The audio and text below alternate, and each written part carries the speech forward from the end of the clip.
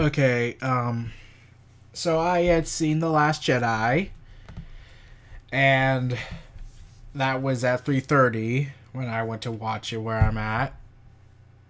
And then I went ahead and it was 6:30 when we left the theater. And then we went out shopping for a while. And I talked to one of my friends, and talked to two people on fanfiction.net, and I generally don't know what to generally think about this movie. Like, this is a phenomenon for me. This is a little weird for me. Let's say that. Okay, I have had three types of movies, TV shows that have always been in my head. This was always my three-way system. One would be a movie that's good, or all the words that relate to good. One that relates to bad, and anything words that relate to bad. And there's a bunch of subcategories. And then there's the one that really is the most aggravating one. The movie that starts out good, has a huge amount of promise, and then cops out of it. Like Adventure Time did for me. Yeah, I'll be sure to talk about what I mean by that in a later future video, since the show's ending next year. So, but The Last Jedi did something I couldn't think. I didn't know what to think. I generally did not know what to think. Did I like it? Did I hate it? Was I pissed off at how it was how it looked promising and just went nope? And went to a certain direction that I didn't suspect, but I don't know if I liked? I don't know. So, yeah. So, anyways. This movie was really hyped up by a lot of people. It's Star Wars, so that's to be expected.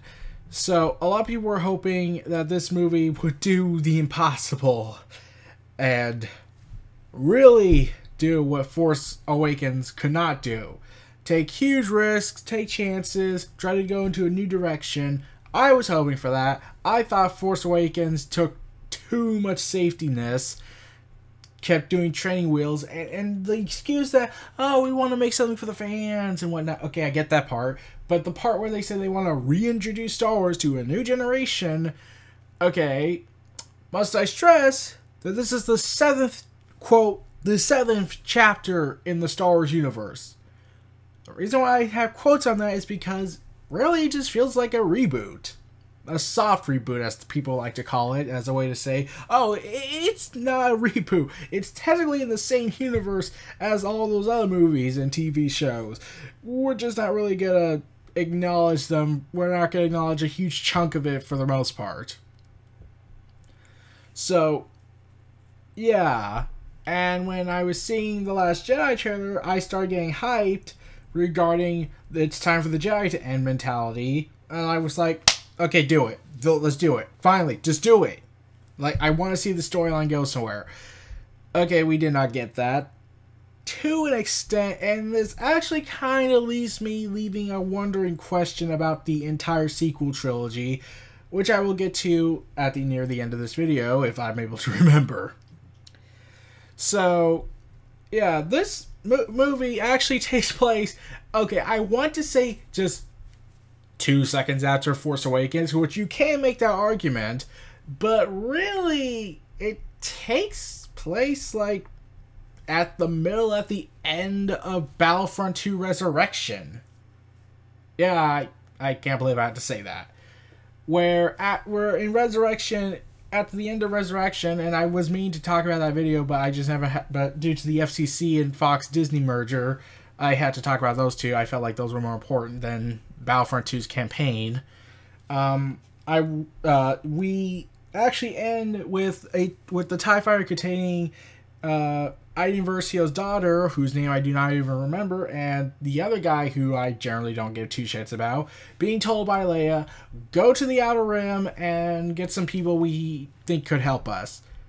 And considering that they never show up in the movie, and the fact that they don't even come to help with them at the end of the movie, I'm just left to assume that there was some complications, and we'll probably get a sequel to Battlefront 2 afterwards that lead to this. Or they'll make DLC, free DLC content for the campaign.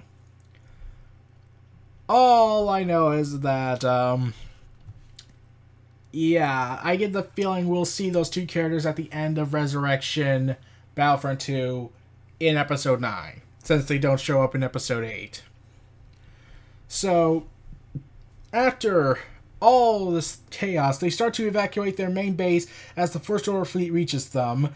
Which, okay, so, like, okay, remember between episodes 4 and 5, New Hope, Empire Strikes Back, they were first on Yavin celebrating that the fact that they stopped the Death Star, dealt a crippling blow to the Empire, and then in the next movie they're just on Hoths, and they don't even say what the hell exactly happened in between movies.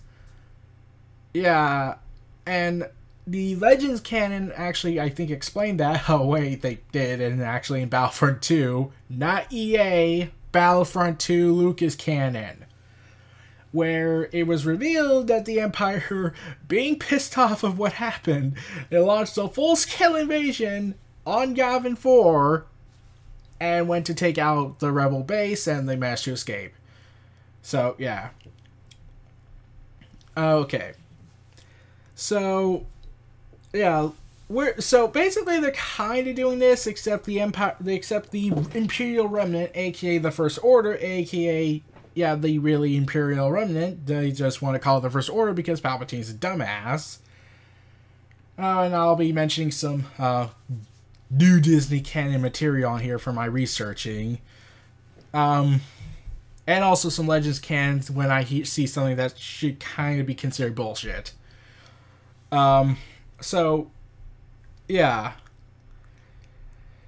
Okay, so when we were seeing this huge fight, when the First Order launched their attack with an Imperial Dreadnought, the Resistance Poe Dameron, makes jokes towards General Hux, who honestly no one gives two shits about.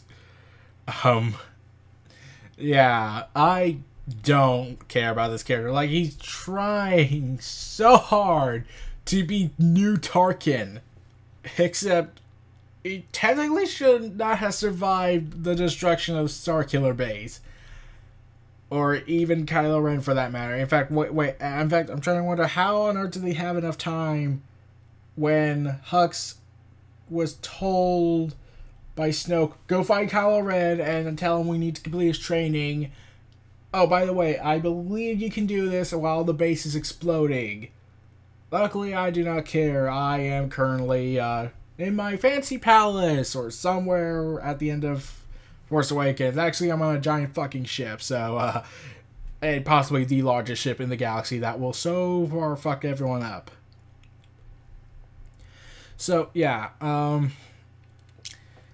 so, Poe Dameron goes ahead, and, okay, Poe Dameron's character, okay, let's be real, does it seem odd that when you introduce a character in the first movie, you don't get any information of who the hell this guy is, other than he is the, quote, best fighter pilot in the Resistance or the galaxy? And in the second movie in the new trilogy, Poe Dameron has a character arc that really should technically have started to know him in episode 7, leading to me getting a little confused. It's like Poe Dameron is this cocky, arrogant, shoot first, ask questions later mentality, as far as I looked, and did this costly attack on the Dreadnought, which honestly was seriously not worth it considering almost everyone's dead now. Oh, and there was this lady who would be the sister to this other character named Rose, later, who would appear later on in the movie. But, yeah. This girl who, yeah, I don't know her name. All I know is that she's the sister of Rose. So, yeah. I thought she was gonna be, I thought she was actually the new character. I thought she was gonna be Rose when I first saw her. Like, is that the girl we have? Like, I was like, wow, they killed her off already. That was quick.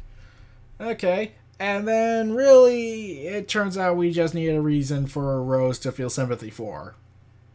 Yeah, she sacrificed her life to blow up an Imperial Dreadnought. And also, I wanted to laugh at this suspension of disbelief moment where I was supposed to buy that she would actually have failed when the device, when the button was falling out into outer space, and then she caught it just in the nick of time. I'm like, yeah, I saw that coming. So yeah. After that, Hux is like pissing his pants basically in fear at the fact that Supreme Leader Snoke was just to talk to him.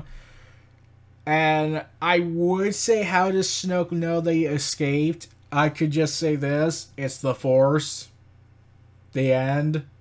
That's the obvious reason, most likely. And Snoke, oh, that's gonna be interesting.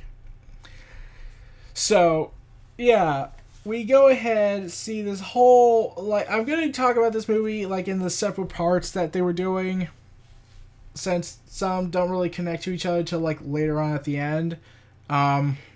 Okay, so after everything that was going on, Leia goes and smacks, Poe Dameron for the costly thing and demotes him. And they get into a somewhat argument. And it turns out that when Hux was apparently had the technology to track light speed technology. Okay, I get that in Rebels there was the indicator or the indicator. I think I pronounced it wrong. And that was also in Legends, I must stress. Okay, you could. So wait, you have a tracking device. Can't you just pull them out of hyperspace? Cause lots of chaos in the process. And yeah. So yeah, moving on. And yeah, and also I wanted to laugh at this one scene where the second the bomber ships arrived and they were gonna fight, like, yeah, let's fight, and then like within 20, like in 10 seconds at best, one pilot's already dead. Yeah, like, yeah, let's fight. Okay, I'm dead. Ah, and he's dead. Yeah, I might sound very dark and cruel right there. So, yeah, and as Hux is now revealed to have actually known how to track ships through hyperspace with a device, and part of me was like, why not just use, the clearly established space whales, the Purgle, the obvious bullshit that I declared was possibly the worst thing Rebels ever produced. Besides the rush character development, no caring whatsoever about any of these characters, and the lost opportunities to actually tell a cohesive story that actually makes me give two shits about them. With the exception of Ahsoka, because the Clone Wars series exists. Oh, and my unfathomable hatred for Yoda. Oh, by the way, Yoda, yeah, my hatred for him really reached the point of no return in this movie. I'll explain why soon. So yeah, Hux is now basically firing on them, and I'm like thinking to myself, wait, why not just use the giant death cannon? Which I'm just gonna ask, is that a super weapon or is that just a giant cannon? I kept wondering, is it a super weapon or a giant cannon? Oh, and also they said that if you, okay, for Battlefront 2, I'm just Resurrection, EA kept saying, and articles kept saying, do not play this game if you don't want to get spoiled for what's gonna happen in The Last Jedi. Yeah, what happened in Resurrection yeah, has no tie whatsoever to Battlefront 2 in terms of Finn's character. Like, yeah, Finn, yeah, it's revealed through something that we already knew pretty much when Finn just mentioned everything about him, how he doesn't know who he is. I'm just led to assume, oh, he's kidnapped. Yeah, that entire Stormtrooper battalion army that we see in the First Order is kidnapped. Children. And they have been given numbers to distinguish themselves. Yeah. Yeah, we kind of guessed that. So you could look at play Battlefront 2 Resurrection and still not be spoiled by anything in The Last Jedi. So, moving on. Okay. Ships are destroyed. Kylo Ren is visited by Snoke. And Snoke is apparently pissed off with him too. And Kylo Ren is pretty much trying to go ahead and basically beg not to be choked to death. In my mind, at least. And then Snoke points out the obvious thing that people even called Kylo Ren in real life.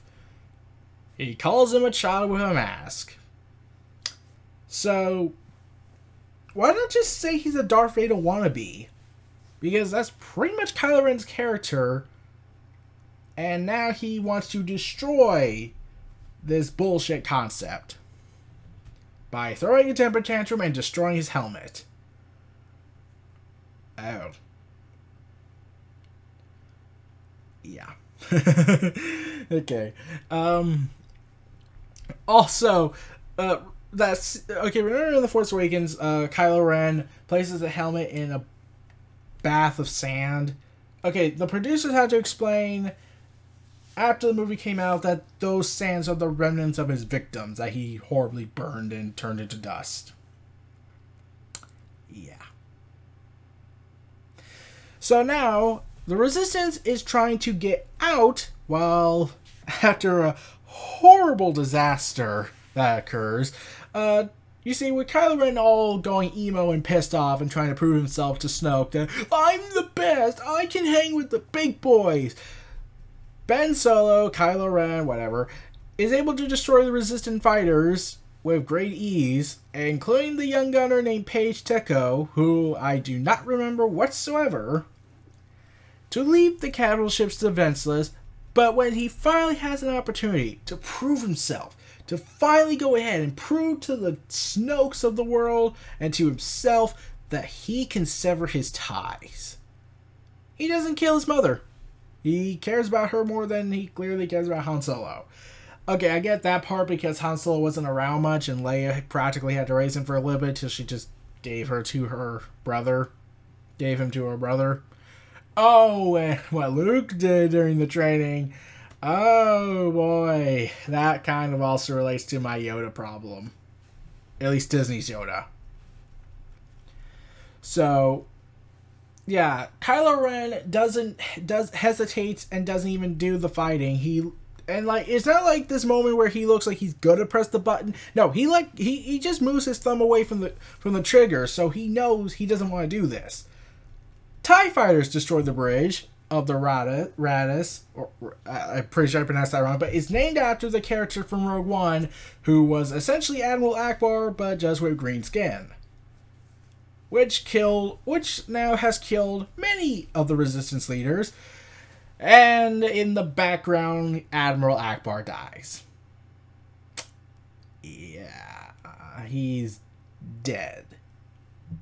Akbar is dead. Akbar is dead. Okay, let me go into my Legends canon material. So, yeah, okay, but before I get into that, the voice actor who voice acted Admiral Akbar, while another actor was playing the puppeteer version, yeah, he died last year. Yeah, he joined R2, the original R2 at least, the original R2 actor, and Carrie Fisher, may she also rest in peace, into the other side of the wherever we go after we die. So, yeah, the fact that Admiral Akbar, we had to get confirmed by another character to confirm that, yeah, he was on the bridge. He's dead. Okay. So, okay, in the New Jedi Order series, he's retired. In fact, here's the thing. This movie, in the new canon, takes place, like, close to over 15 years. Like, okay, in the old canon, he died in 29 ABY, so he died 6 years.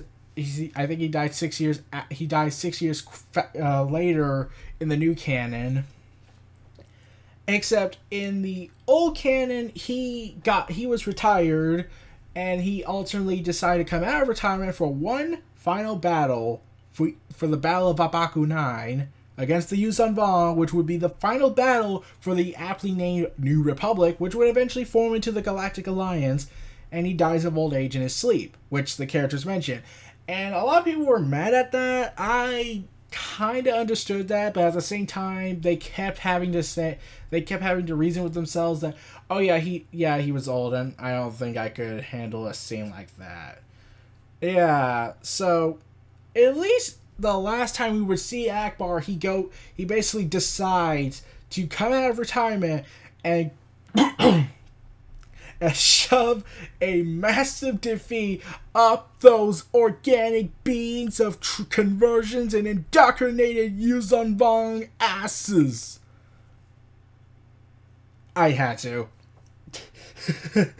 Okay. And the reason why I'm sounding so off is just I'm like trying to also think for myself, like, how do I ultimately view this this film?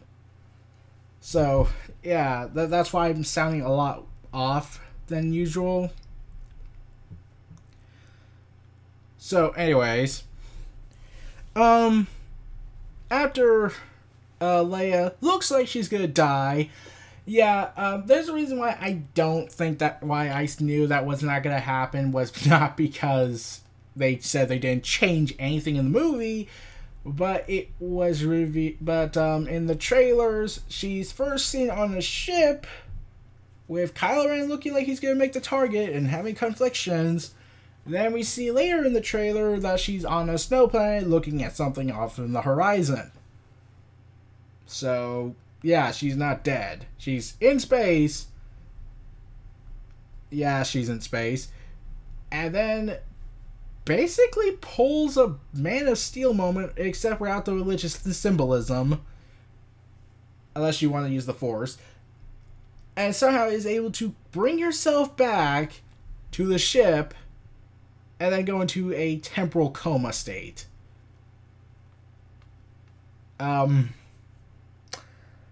Okay. Question. How... I don't ever recall the Force having a protective bubble shield for your oxygen. For oxygen reasons. Like, okay. I'm wondering, wait, how does she know this? Did she have something else happen to her? Or, like, was the Force helping her? And she was still kind of conscious and just had the power within mentality? I'm confused with this. And then I was thinking to myself, yeah, wait, why didn't you just... No, wait, there's no way out of that. You would have died. Yeah, but wouldn't the Jedi have known this?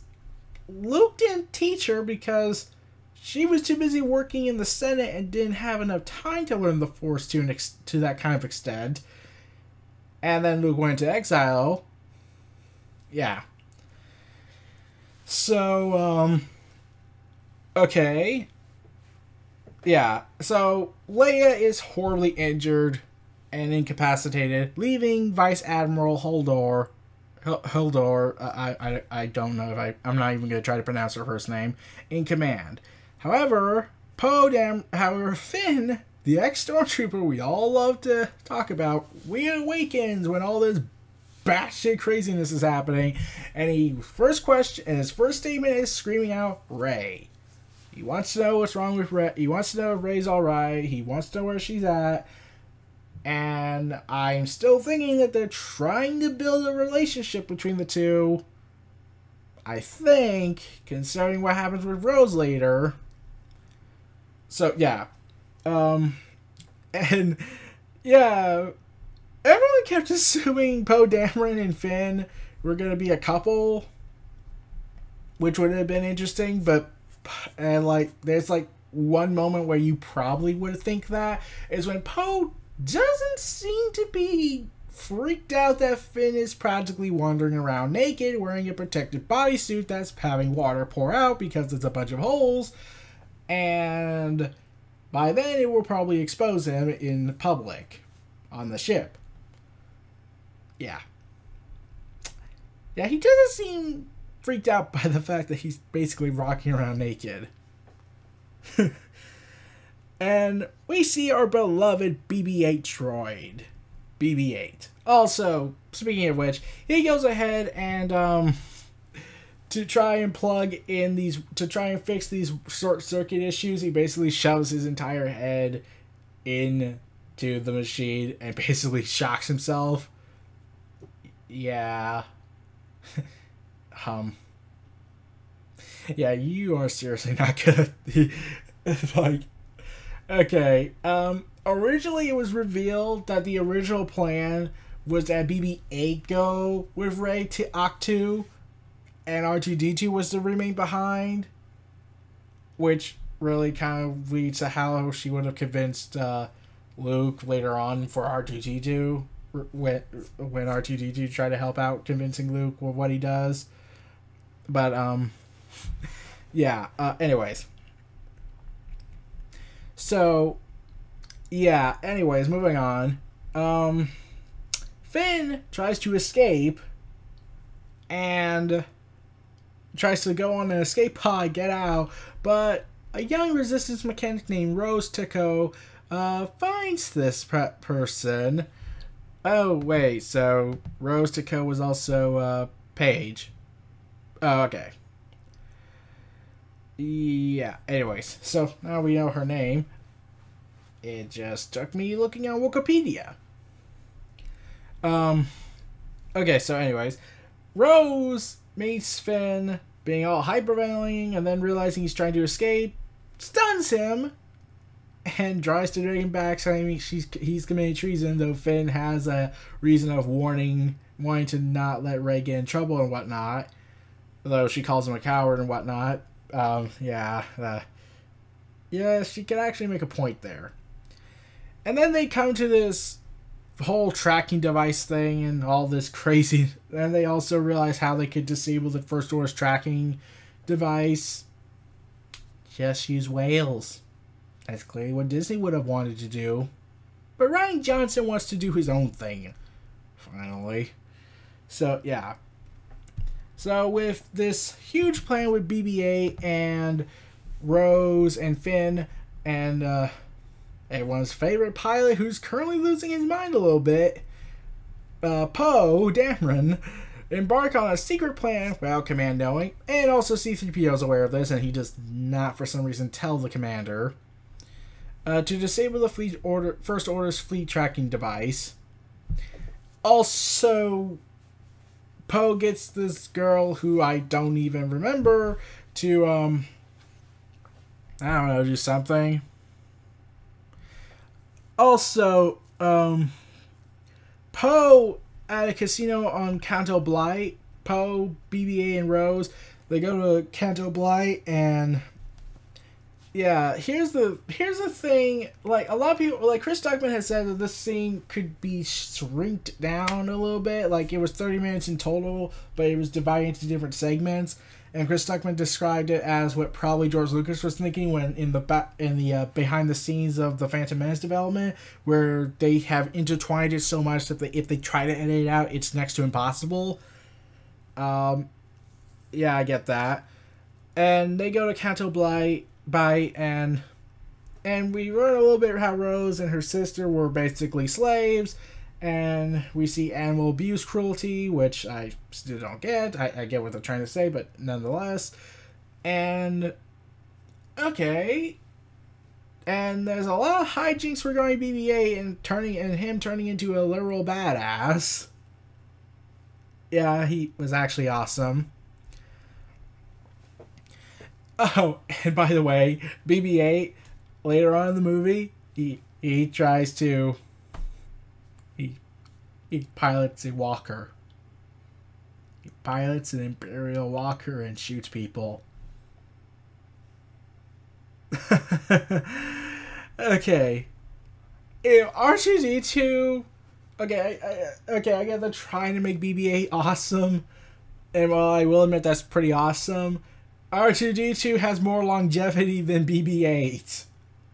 Like, even in Legends, R2-D2, he's up to like when Cad Skywalker was around and he was the owner of R2-D2. After that, I don't know what happened, but yeah, he, out of all the original characters of the original trilogy, he's the last of their kind. Like C-3PO, he gets blown up. Oh, and also C-3PO, I gotta get back to him. Remember the red arm he had in episode 7 and people were wondering what the fuck? Why? Yeah, he doesn't have that anymore. Yeah, like, no one in the reviews pointed that out. Like, wait, hold on, did he... Like, you dedicated an entire series of comics to explain the red arm. I think, I could be wrong on that part, but I think they said they were going to do it in a comic. And now you just... Nope, he has it again. And I don't think that's how that works, because... doesn't this movie take place, like, I don't know, 10 seconds after The Force Awakens?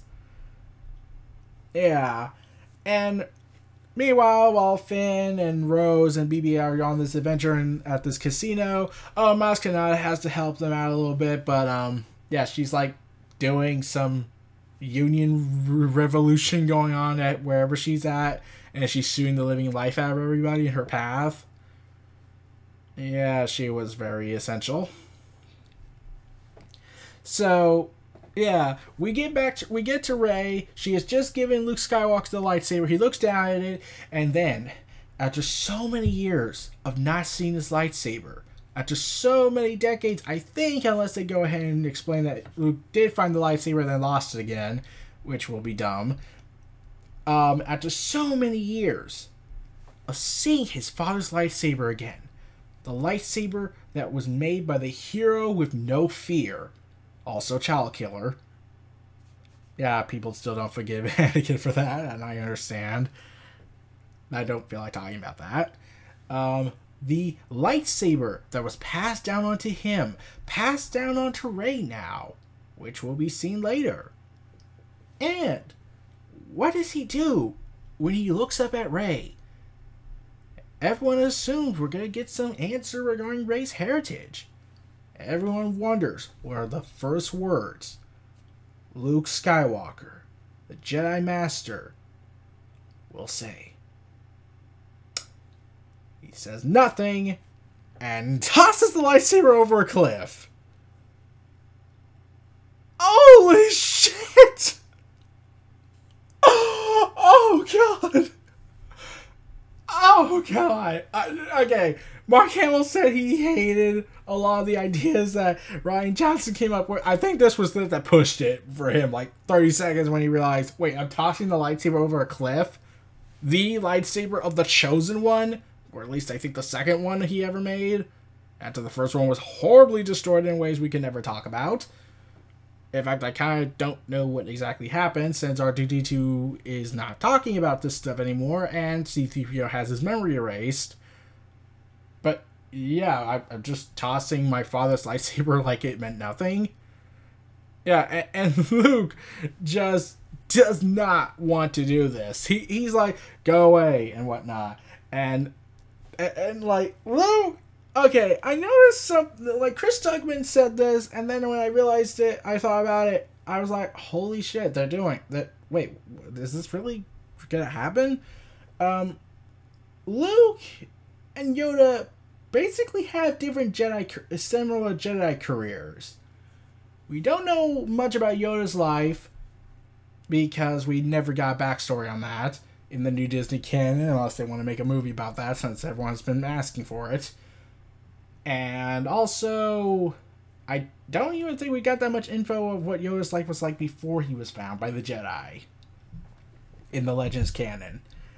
So, yeah. Anyways, Luke and Yoda, when their Jedi careers were like at their prime and end games, Yoda and Luke were serious, but whereas Yoda had very little humor doing in the prequel trilogy, or the prequel saga, so to speak, and Luke had much humor, yet still maintained this serious, wise beyond his years mentality. Okay, and then when everything went to shit, Yoda went crazy with humor, and Luke is now cynically crazy with some humor. Yeah, that's kind of very eerily similar. What happened? Yeah. Yeah, so anyways. Okay. So, yeah, we get some backstory also when Luke asks Rey where she's from, she says she's from nowhere, and like Luke's like, "No, come on, everyone has to be from somewhere." And then Rey says, "I was on Jakku." Okay, yeah, that's definitely nowhere. So, Rey of nowhere? Yeah, Luke is still being funny here, even though he then says later when Rey finds the books of the old Jedi, of the Jedi Order, Luke says, "I came to this planet to die." Oh, you... Seriously, why don't you just shoot yourself? Like, you could... Yeah, okay. I don't get this. I'm not advocating for it, but if the character in the story wants to die, why doesn't he just do it himself instead of just waiting for time to kill him? Like, okay, there's only 2 exceptions. Okay, 3. 1, Obi-Wan and Yoda had a very misguided, very confusing, very convoluted, very fucked up plan that really, really should have been given more thought. And it took them 20 years, and then Yoda wanted to back out from this because idiocy. And Darth Vader could have killed himself, but he decided to stay because he viewed life as his ultimate punishment. And if he found a way to keep himself alive, he would probably have done it. But Luke said he wants to die. And also, remember that moment in the trailer, and I left everyone speculating with the whole, "It's time for the Jedi to end." Yeah, that line, that was only for that. Yeah, he feels like if he dies, that's it. That's the end of the old Jedi Order era. No, that is not how that works. That is not how that works. Like, just because you die doesn't mean the teachings go away. Something's going to keep coming it back. Unless you make a new system of teaching of the Jedi way, which your Legends counterpart did, then you could say it's time for the Jedi to die. But no, he doesn't do that. So,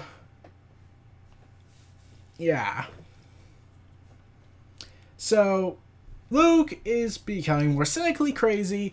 Also, there's this sequence that really was like, pardon, where Luke, we see what Luke basically has been doing for the past, 30 to 20 years at best. I'm just going to assume 20, since Kylo Ren was a teenager when he turned to the dark side. And by God, what we learn about that is going to be, it's actually pretty interesting. But anyways,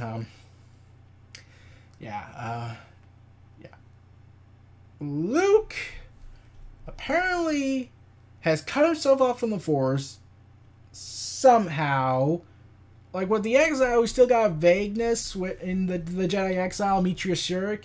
We got a little bit vagueness, and then all became revealed as the plot went on because of a huge influx of an imbalancement with a wound in the Force that made her lose her that made her cut off her connection or perish.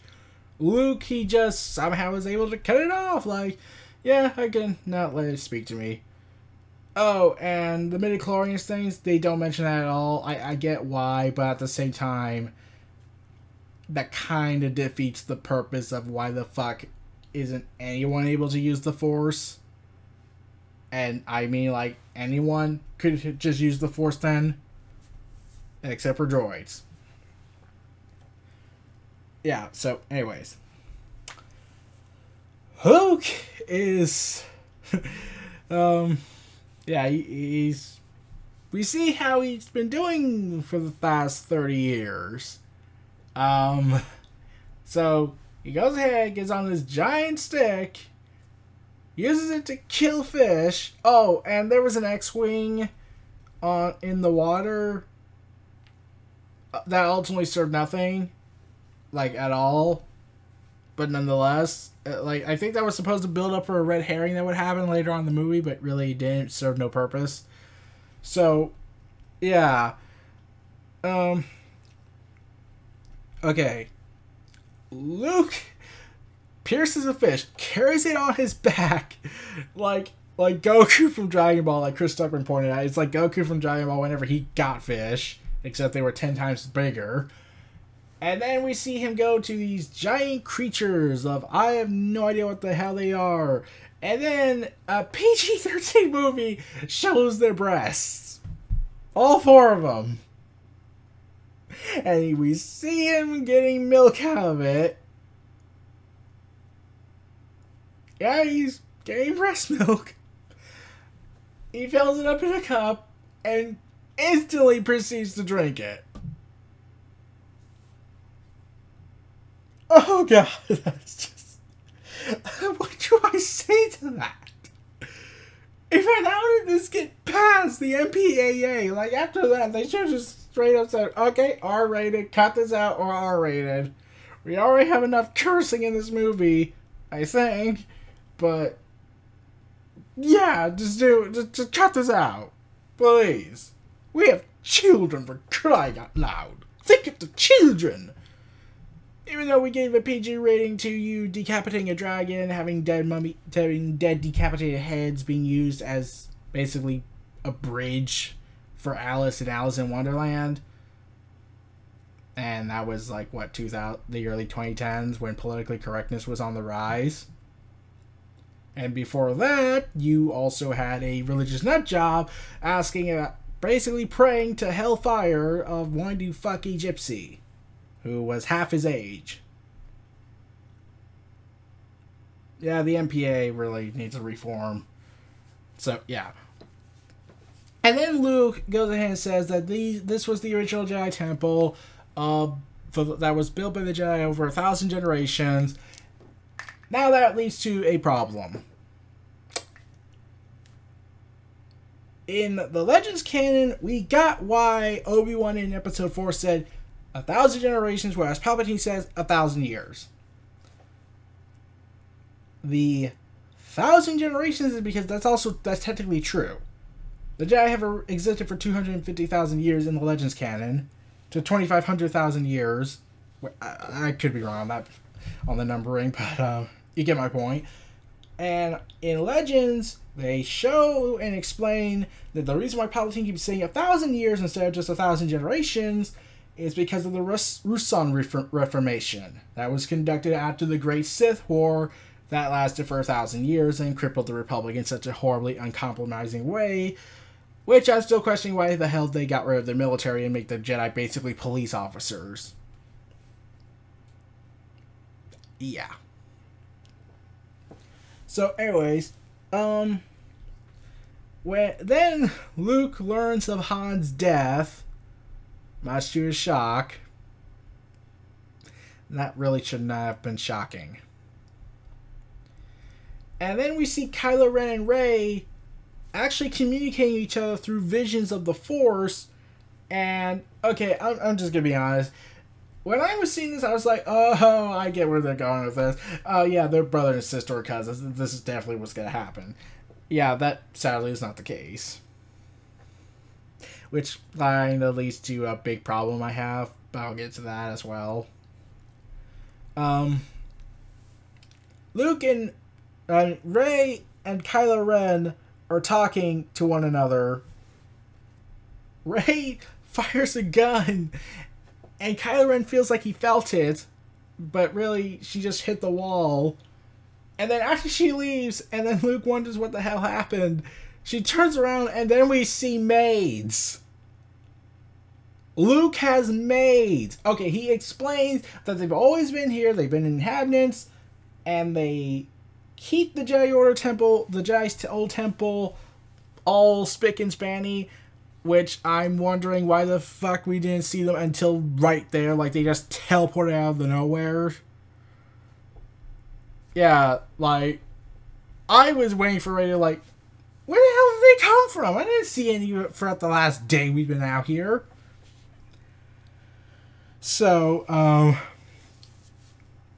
yeah. So, after Luke goes back on the Millennium Falcon while Chewbacca's about to eat a prog, that would have been awesome, actually. Like, come on, man. You're finally eating actual food. And it looks like chicken and turkey mixed together. So, yeah, eat it. You earned it. And in fact, everyone was hoping that you would eat it. And they were all disappointed when they gave you the big puppy dog eyes. And now you're best friends, even though you're shown to have killed 4 of them and were plotting to eat them until you got the sad eye look. Yeah. So, yeah. After Luke sneaks on board the Millennium Falcon, even though he really didn't need to, since Chewie and Luke did talk to each other, R2-D2 turns on again, and then does his only big contribution to the plot. Replay the old message from the episode 4. And Luke just says, that is a cheap shot. And saying, help me, Obi-Wan Kenobi. You're my only hope, from Leia. And here's my ultimate response to that. No, that should not have worked. Now, I probably am going to conspiracy mode, but, Luke, if you had just simply asked Obi-Wan and Yoda what exactly happened instead of the huge lie that you found out was a lie, you would probably not have been swayed by that message. And Obi-Wan is kind of a piece of shit. Yeah, I'm still mad at Obi-Wan. So, yeah. Luke, because he was guilt-tripped by R2-D2, our hero, everybody. Luke eventually agrees to teach Rey some things. And explain why he feels like the end of the Jedi needs to happen. And then Luke and Ren give Rey different accounts of the incident that made Kylo Ren towards the dark side. Luke says that that Ben Solo turned on him right the fuck out of nowhere. And Kylo Ren says that Luke tried to kill him. Rey is confused, just believes Luke, and says she will not fail Luke. She will not turn to the dark side like Ben Solo did. Yeah, and then when Luke discovers that Kylo Ren and Rey have a connection, and Kylo Ren somehow is able to physically transfer himself for like a split second there and able to get the water on his head, and Rey is now demanding answers when Luke is like, okay, you've gone too far. Get the hell out of here. And Rey and Luke actually fight. And then Rey wants the truth. You know, something Luke should have done to Yoda and Obi-Wan, even if Obi-Wan was a ghost. Because those two are pieces of shit. Luke reveals the truth. And this could probably save the future of the Star Wars universe. When he was seeing Ben Solo, when they were all young, and also Luke looks a little bit different. He doesn't have a disheveled appearance. But yeah, moving on. Luke is watching Ben Solo sleep, and he can sense the darkness in him. And I'll get to that part in a moment, but then Luke says that in an almost instinctuous way, he activates his lightsaber preparing to kill his cousin, his nephew. And then realizes what he's about to do, and ultimately decides not to do it. But there's just one tiny little problem. Ben Solo saw it and just made assumptions.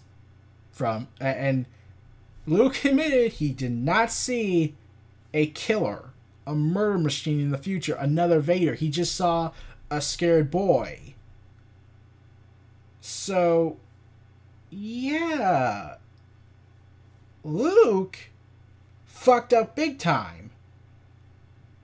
And basically just admitted that he caused all this. And he admits this. Okay? Now, here's the thing. It's not kind of Luke's fault. I'll get to that in a little bit. Yeah. So, yeah, the part where he says he sensed the dark side in Snoke in Kylo Ren, you could just make the argument that Snoke was trying to influence Kylo Ren, and Kylo Ren probably was fighting, but he didn't tell anybody. But when he saw Luke about to kill him, it just made him realize that he thinks Snoke was right the whole time, and this all happened because of stupidity. And then Rey gets pissed off now at him, and decides to believe that Kylo Ren could still be saved. And Luke says, "This is not going to go the way you think." And Rey takes the Millennium Falcon and leaves. And Luke is now finally pissed off. Like, I have had enough of this. He decides to destroy those destructive Jedi texts. And then he goes about to set flames to it, and then senses something. And I was pissed off when I saw this. The Ghost of Yoda. Okay.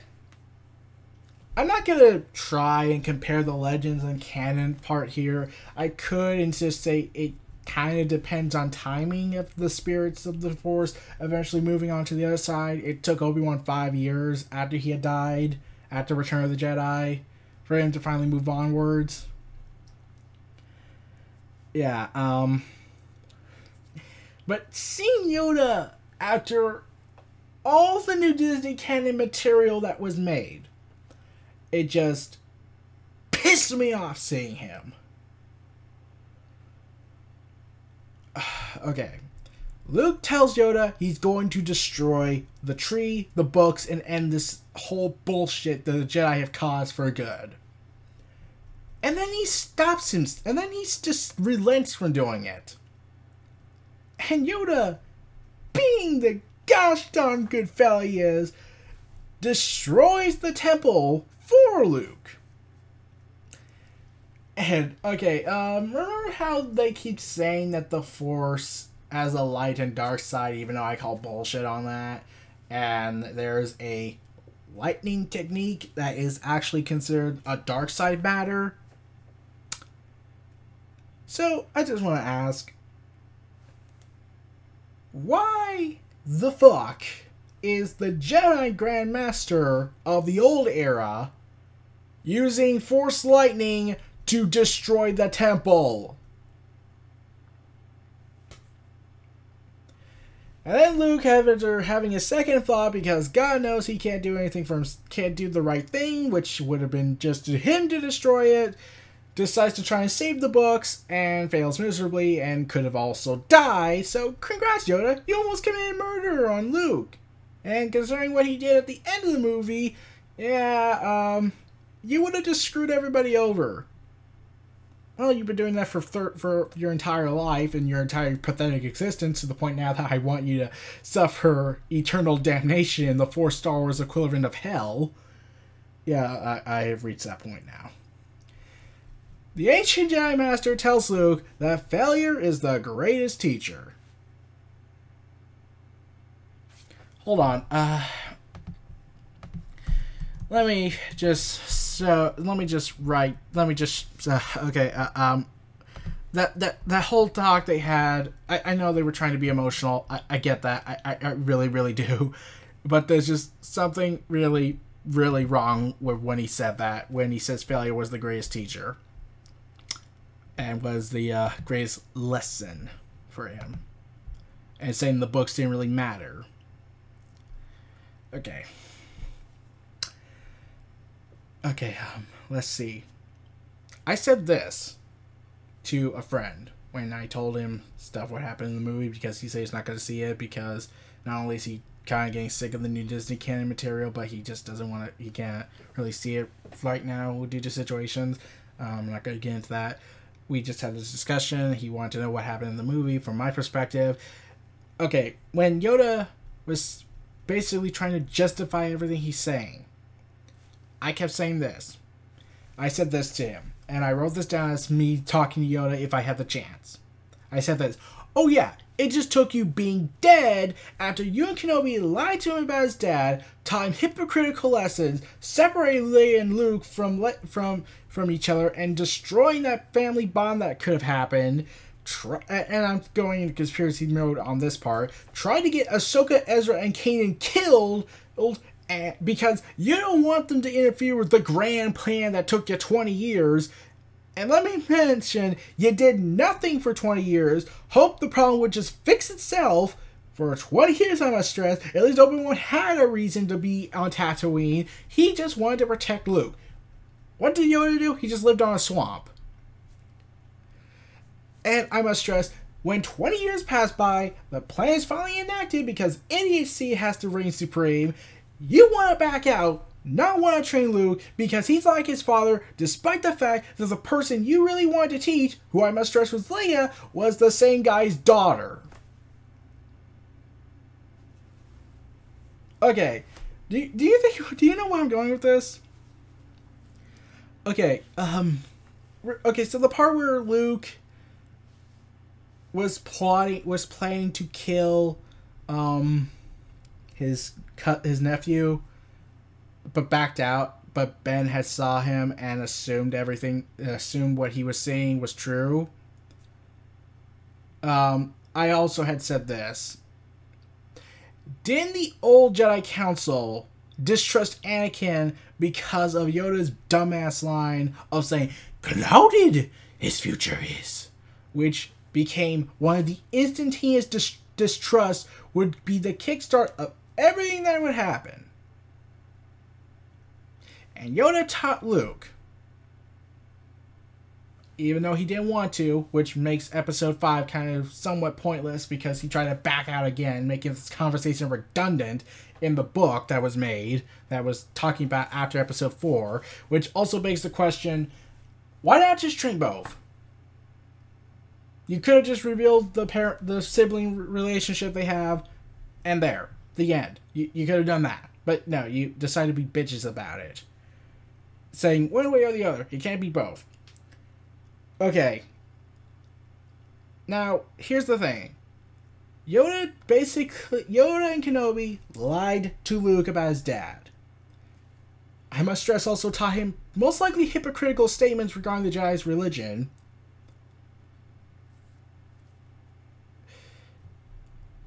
So, considering that this Luke has to be dumber than Legends Luke, who saw problems and wanted to fix the Jedi Order system and change things up, like allowing attachments and whatnot, because that's part of human fucking nature, this one doesn't, because he took the Trains of Yoda 100% seriously.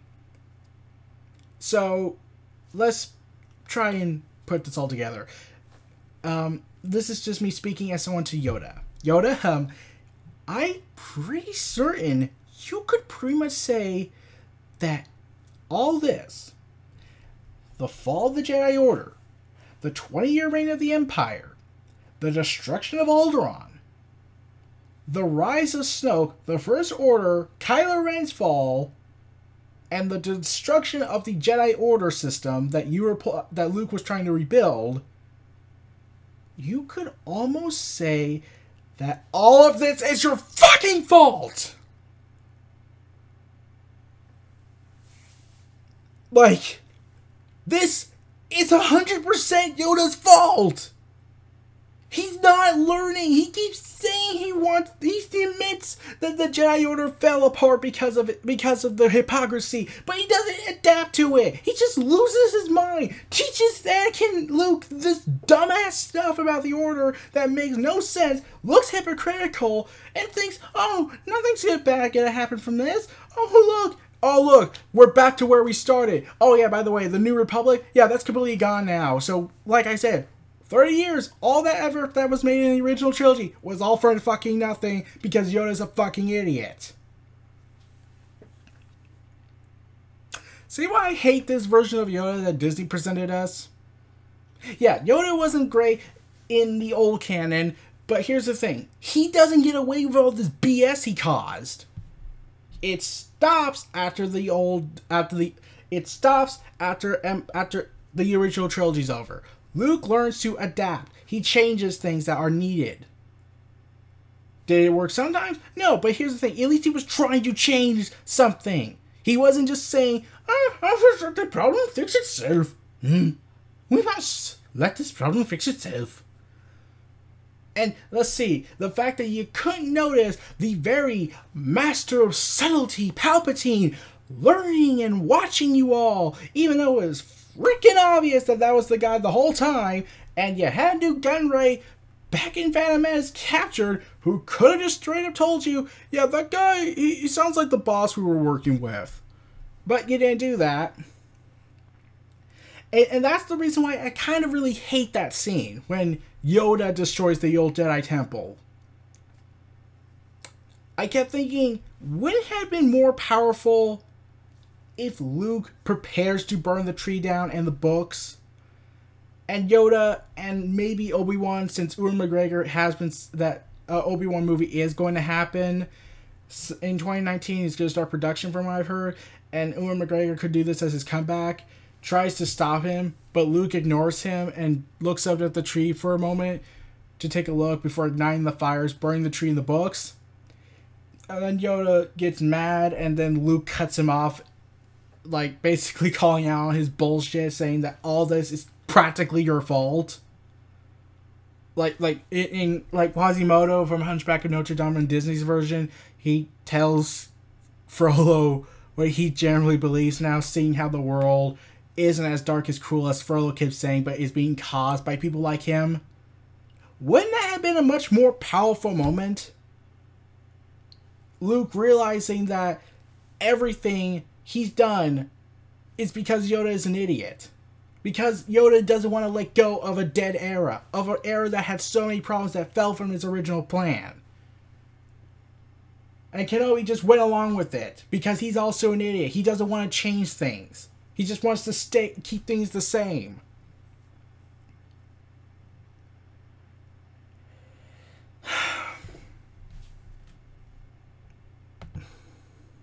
Okay.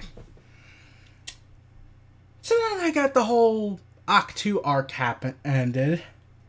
The Canto Blight incident. Yeah, Finn, Rose, and BB-8 meet this slicer named DJ. We don't know who the hell this guy is, like, at all. And ultimately, he was ultimately pointless, if you really think about it. Yeah. They go ahead and basically create a huge riot, but not with prisoners, but with these animals, that most likely has slaughtered a whole bunch of people stomping on them. And even though they have established that these guys are evil, cowardly, corporate enslavers, I'm also thinking, okay, I get that, but how many of them do you think might have had children and family members who did not know any of the BS that was really going on there? Do you really think they all deserve to get viciously stomped upon? Yeah. It just seems off. So yeah, yeah. So after craziness happens on the planet of whatever of Casino Land, they go ahead and prepare to infiltrate the Supremacy. Oh, and before that, we're on the ship that the DJ stole and BB-8 stole, and he finds out it's an arms dealer, and this is an actually pretty important scene that really could hopefully amount to something in episode 9. It's revealed that this arms dealer, and probably many other arms dealers on that planet, not only got money from the First Order, they got money from the Resistance to build weapons. Yeah, the DJ, while he could pretty much be pointless, at least teaches Finn that maybe things are not so black and white. So, yeah. So they infiltrate the Supremacy, the ultimate ship of the entire galaxy, and is probably 10 times larger than that ship in Forces of Corruption, the Legends game. They are captured by Captain Phasma, though BB-8 manages to escape. But the reason why Captain Phasma and Stormtroopers were alerted was because of, what was his name? BB-9E, which is basically evil BB-8. He just has a different head. So, and then Rey, thanks to the powers of the Millennium Falcon, crash lands on the same ship inside a pod that she could froze herself in and make it look like she was trapped in there. And Kylo Ren takes her to Snoke. And during a confrontation with Snoke, who is basically acting like Palpatine, and they kept saying he's not like Palpatine in any way. In fact, he doesn't even name drop Palpatine like whatsoever. Rey tries to turn Ren to the side of the Resistance and therefore the Jedi. Snoke then reveals that he controlled the mental connection between her and Ren as part of a plan to destroy Luke. Okay. Yeah, I don't believe that for a couple of reasons, but that could be, but that will ultimately depend on how episode 9 goes. Then Rey prepares to fight, and that failed miserably. Like, he's just sitting there, and he's like, "Bitch, please! I'm the goddamn dark side of the Force master here." And Rey grabs Anakin's lightsaber, and it circles around and hits her in the head, and it just lands back on Snoke's throne room. Like, "Bitch, please." And then Rey grabs Kylo Ren's lightsaber. That fails miserably. Because, once again, Snoke. And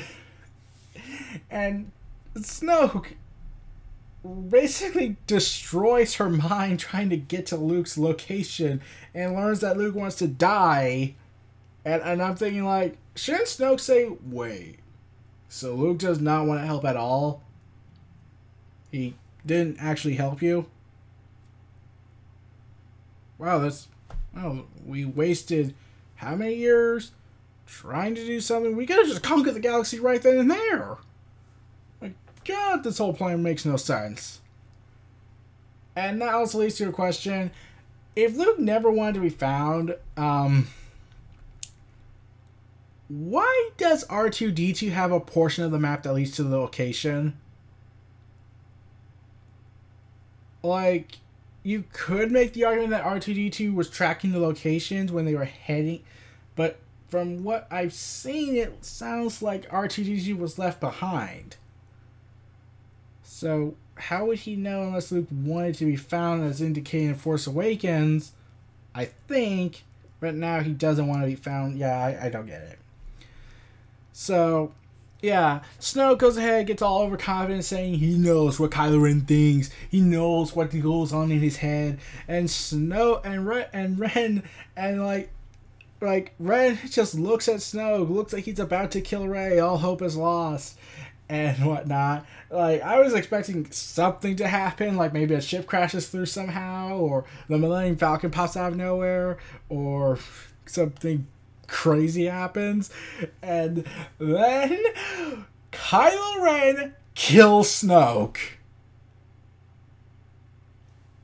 He uses the Force to use Anakin's lightsaber to slice from the waist to kill Snoke. Snoke is dead. Oh my god. Oh. Oh, wow. Snoke is dead. And when I saw that, I knew, oh, that is what ultimately pissed everybody off. Like I thought this was the scene that pissed everybody off. Because people had been wondering, who the hell is Snoke? For 2 years, I must stress. People were wondering, and here's the thing. I only had 2 believable theories, and one of them sounded like the most logical. But I'll get to that. Like, everyone had crazy theories from, oh, maybe he's Jar Jar Binks finally. And that was seriously never going to happen. Other people was thinking, like, oh, is he Mace Windu? Even though that wouldn't work, because accordingly, and I could be wrong since that was the Legends canon, but let's use that for a little bit of context. He was 50 when he died. And by the time the Empire was at its end, that was 20 years later, which means he would be 70. So he would be 100 by the time this movie happens in the new canon. And the only way he could probably get out of he could probably survive that long, is if he did what Darth Sion did in KOTOR 2. Use the Force to keep his body stable. Yeah, and yeah, I'm just in shock. Like, you want to know who the 2 believable characters I could believe were Snoke? One was Darth Plagueis the Wise, the guy who taught Sidious. That seemed also possible. Like I said, Darth Maul got sliced from the waist, fell into a shaft, and used the Force to keep himself alive, go to another planet, rot there for a couple of years until his brother found him by chance. Which wouldn't have happened if Ventress hadn't done anything. And he probably would have still been there. So, yeah. Yeah, it's just, like, you want to know who the other guy I was suspecting to be Snoke? Now, this might lead to a very, very conflicting moment. I also believed that Kylo Ren, that Snoke, was just Snoke.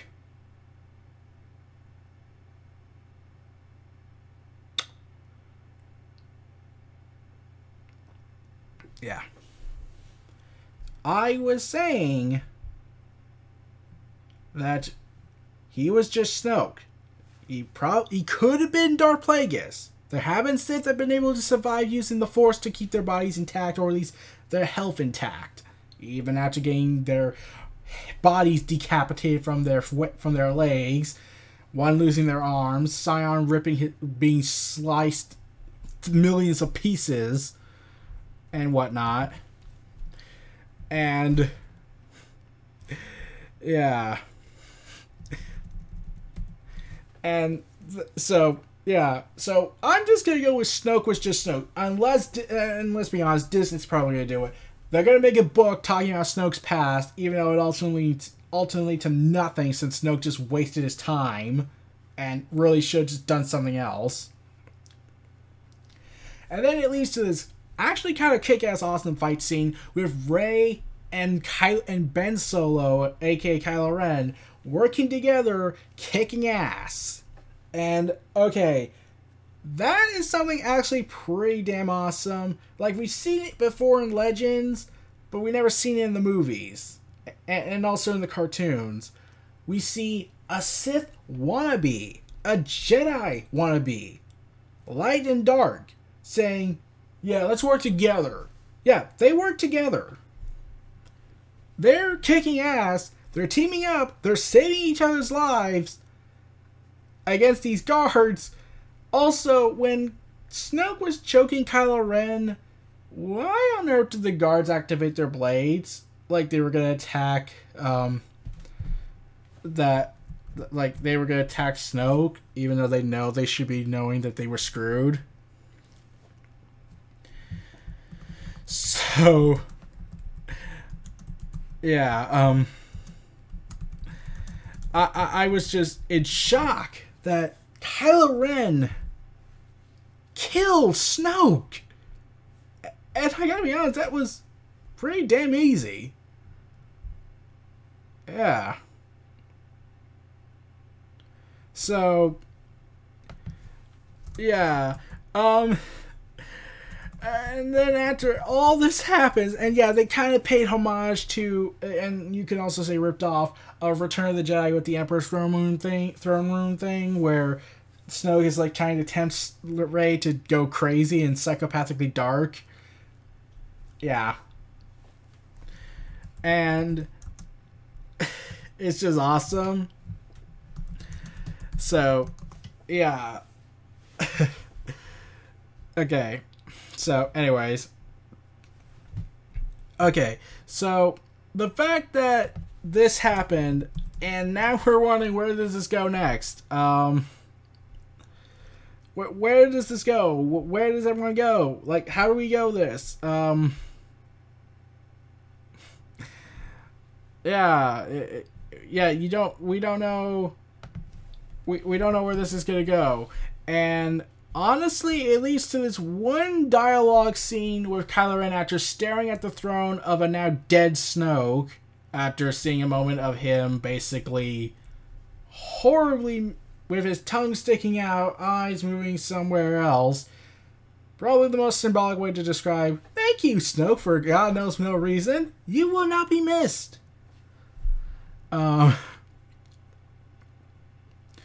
Yeah. Anyways, Kylo Ren then just decides to tell Rey that just let it all die. Let the rebel die. Let all this stuff die. The Order, the Jedi, the Sith, the Resistance, the Skywalkers, the Solos, just let it all die. Let's just do our own thing. And honestly, I would have been cool with that. Like, they can clearly work together, and yeah, why don't they just do that? In fact, Jeremy Jahns even proposed this idea where they go ahead and do this craziness of, you know what, screw Luke, screw Snoke, let's just do our own thing. And, okay, I know Rey might think that Kylo Ren is still trying to do this dark side stuff, but he also said he just wants to now just get rid of all of this old era crap. And honestly, yeah, that actually makes sense. Like, let's see. If you really think about it, Rey, I know you're not really an expert in all this Jedi history and Sith history, but if you do somehow learn this, and I'll get to that at the end, the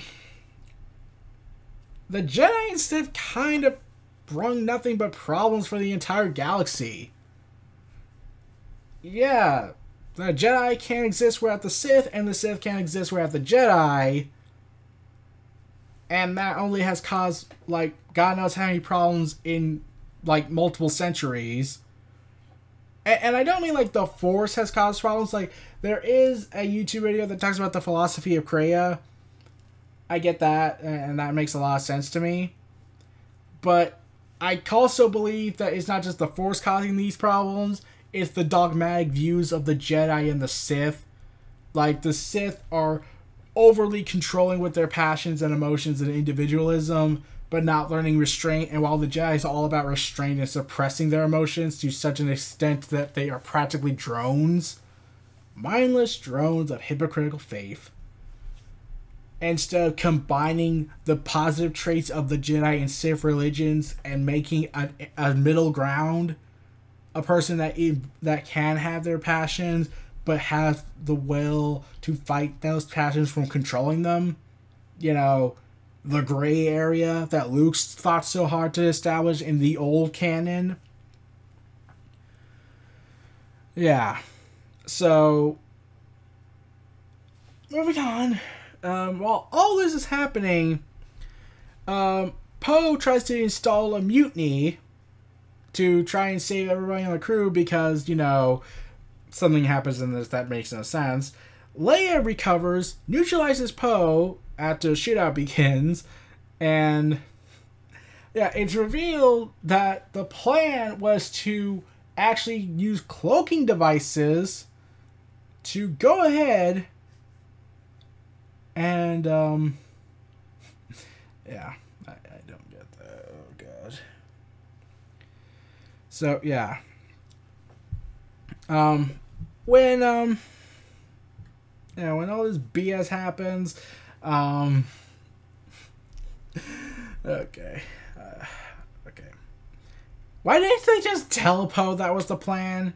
I get they're trying to make him learn something here, but this is kind of the same problem with what happened with Joey Bindo when I learned what happened when he had a problem and he tried to fix it but couldn't bring himself to do it and he wanted to be punished by the Jedi. And they said, "You've learned wisdom the hard way." Granted, you did teach someone who was your wife, broke the code on multiple occasions, and we could use this as our way to prove why we were right, and also had led to more deaths because you couldn't bring yourself to kill her when you had the chance accordingly, as what you said, and joined up with Exar Kun. Yeah, we are not going to condemn you. You deserve compassion.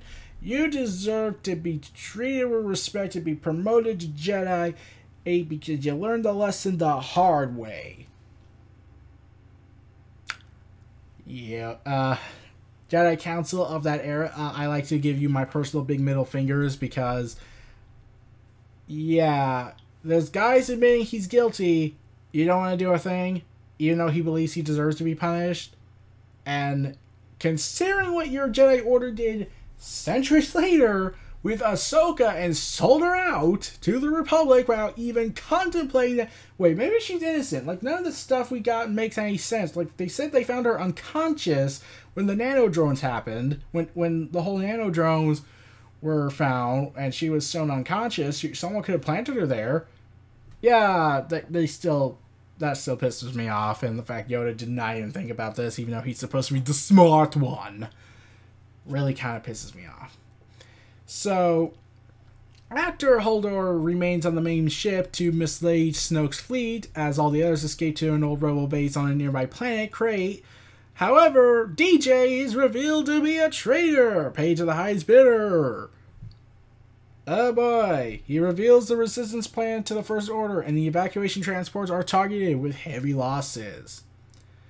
However, upon seeing this, the former in-charge leader of the resistance bravely commits suicide by tramming Snoke's flagship at light speed to stop the barrage, rip the vessel in two, and probably destroy the rest of the fleet, because it looked like that. And all I'm thinking is, how in God's name is that possible? Yeah, I'm just wondering, how is that possible? Wait, okay, how does that work? Like, okay, I get that maybe that could happen when jumping into light speed, but I've never seen it, but at the same time, I'm like, wait, how do they not just, how does, like, the ship should not have taken that kind of damage, since, compared to that ship, that was the largest ship ever in Star Wars. Or at least in the new Disney canon. I don't know about the Legends canon, because there have been a fuck ton of monster-sized ships. And just in time, because Phasma was about to order the execution of Finn and Rose. Oh, and the whole potential BB-8 versus evil BB-8, yeah, that never happens. Also, so yeah, more of those heavy risk undertaking things, like BB-8 firing off an AT-ST walker, which was still awesome. BB-8 frees Rose and Finn after nearly getting killed, and then they had to face Finn's ultimate demon, Captain Phasma, making her first, most epic badass fight in the movie. At least how she is probably being seen as. Finn and her fight, and it looks like she defeats Finn by knocking him off a platform. And Finn is revealed to be perfectly alright on an elevator. Convenient. And then brutally hits her so hard with the weapon he was using that ironically was by the guy who screamed traitor at him in episode 7. That, yeah. Yeah. That was hilarious. So, yeah, moving on. We see Phasma just have her helmet somewhat shattered, and also when Rose fired her gun at Phasma, she just stood there because her chrome plate protected her. So that makes her armor much more valuable than the stormtroopers, and I'm wondering why they just make chrome armors for all of them, and they could obviously win this freaking war just by deflecting their blasters from chrome-plated armor. Like, unless they established that it's rare, but they never did. So, yeah. Finn...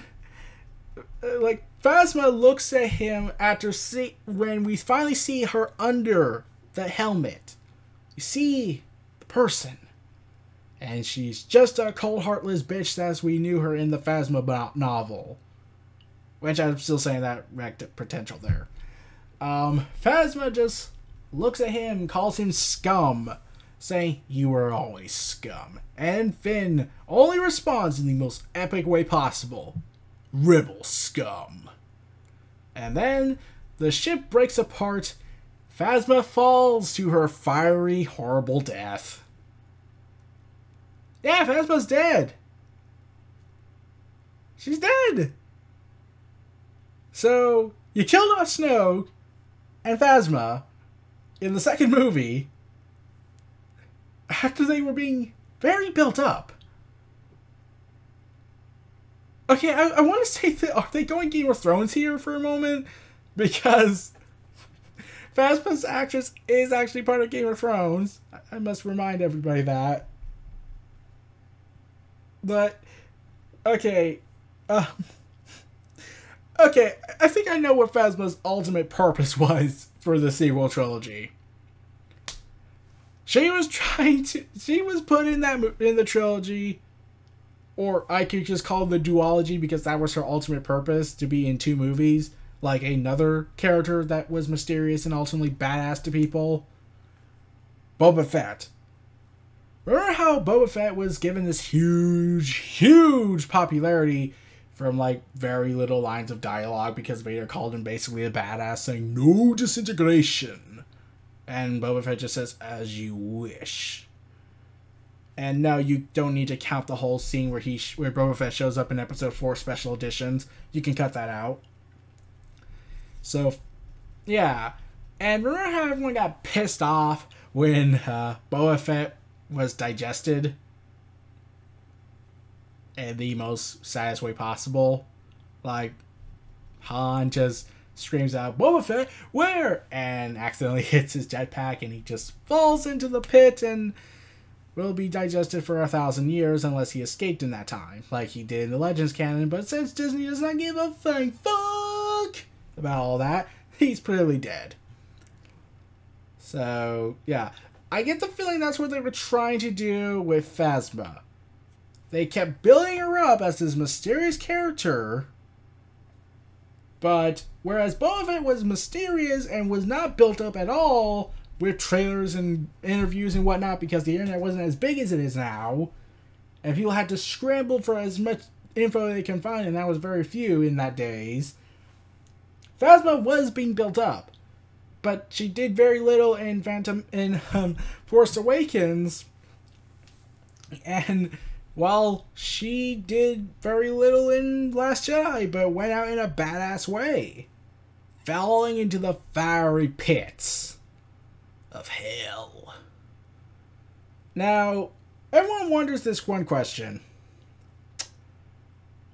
What is... I don't know how to point this out. We don't learn a thing about Phasma. We were being told that we would learn more about Phasma's character in this movie, but she's dead now. Oh, wait, that's right. They gave all that away in a book that you had to read specifically, called Star Wars Phasma. Yeah. learn about Phasma in the books, not in a movie. And that could have led to an interesting concept with Phasma. Okay, I don't know how to point this out perfectly, but let's just say this. Let's say we don't do the book.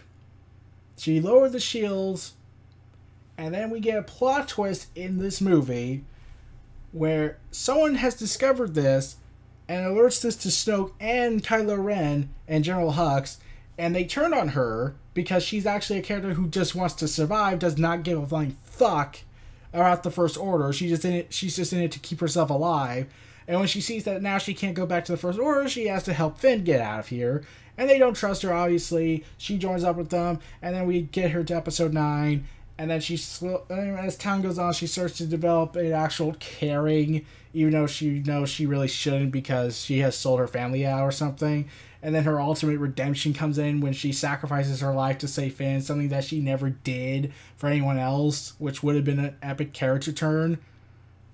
But they didn't do that because that would have actually given her humanity. No, we gotta make her a cold stone bitch.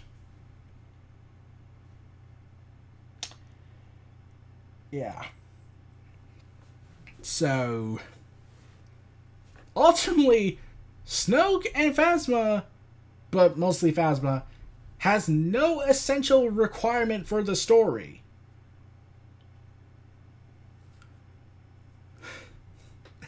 So, yeah. After that, they managed to join up with the survivors of the evacuation, which barely has a few, and almost get shot because of it, because they're on an Imperial Starfleet. But before that, an Imperial shot, I must remind myself. Kylo Ren is seen unconscious. General Hux sees Snoke's dead corpse, what's left of it. General Hux is confused, freaking out, sees the guards all dead, and then in his anger looks at Kylo Ren and prepares to actually get his gun out and try and kill him because he hates Kylo Ren.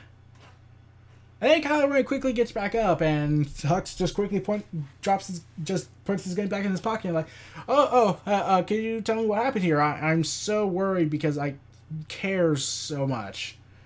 So Kylo Ren makes up a huge phony lie saying Rey killed Snoke, killed the guards, and declared herself the master of the mantle or whatever. And then Kylo Ren declares himself the new Supreme Leader, and Hux is obviously pissed off about this, and Kylo Ren answers with the only way possible when a person is unhinged without a master or a subservient force on him. He pulls a Vader and chokes the fuck out of him. Oh, I was honestly suspecting General Hux was going to die in this. I generally was expecting that to happen. Yeah, surprisingly that didn't happen. They killed off Phasma, they killed off Snoke. Heck, there was even a moment where I thought another character was going to die, and I was so invested in that moment. So, when Kylo Ren says, launch our fleet and whatnot, and Hux is all pissed off, wondering what the hell's going on. There's no First Order now, the leader's dead, we have no ruler, and Kylo Ren has to remind him that, yes, dumbass, I'm right here, I have the Force, I can strangle you from afar with my thoughts.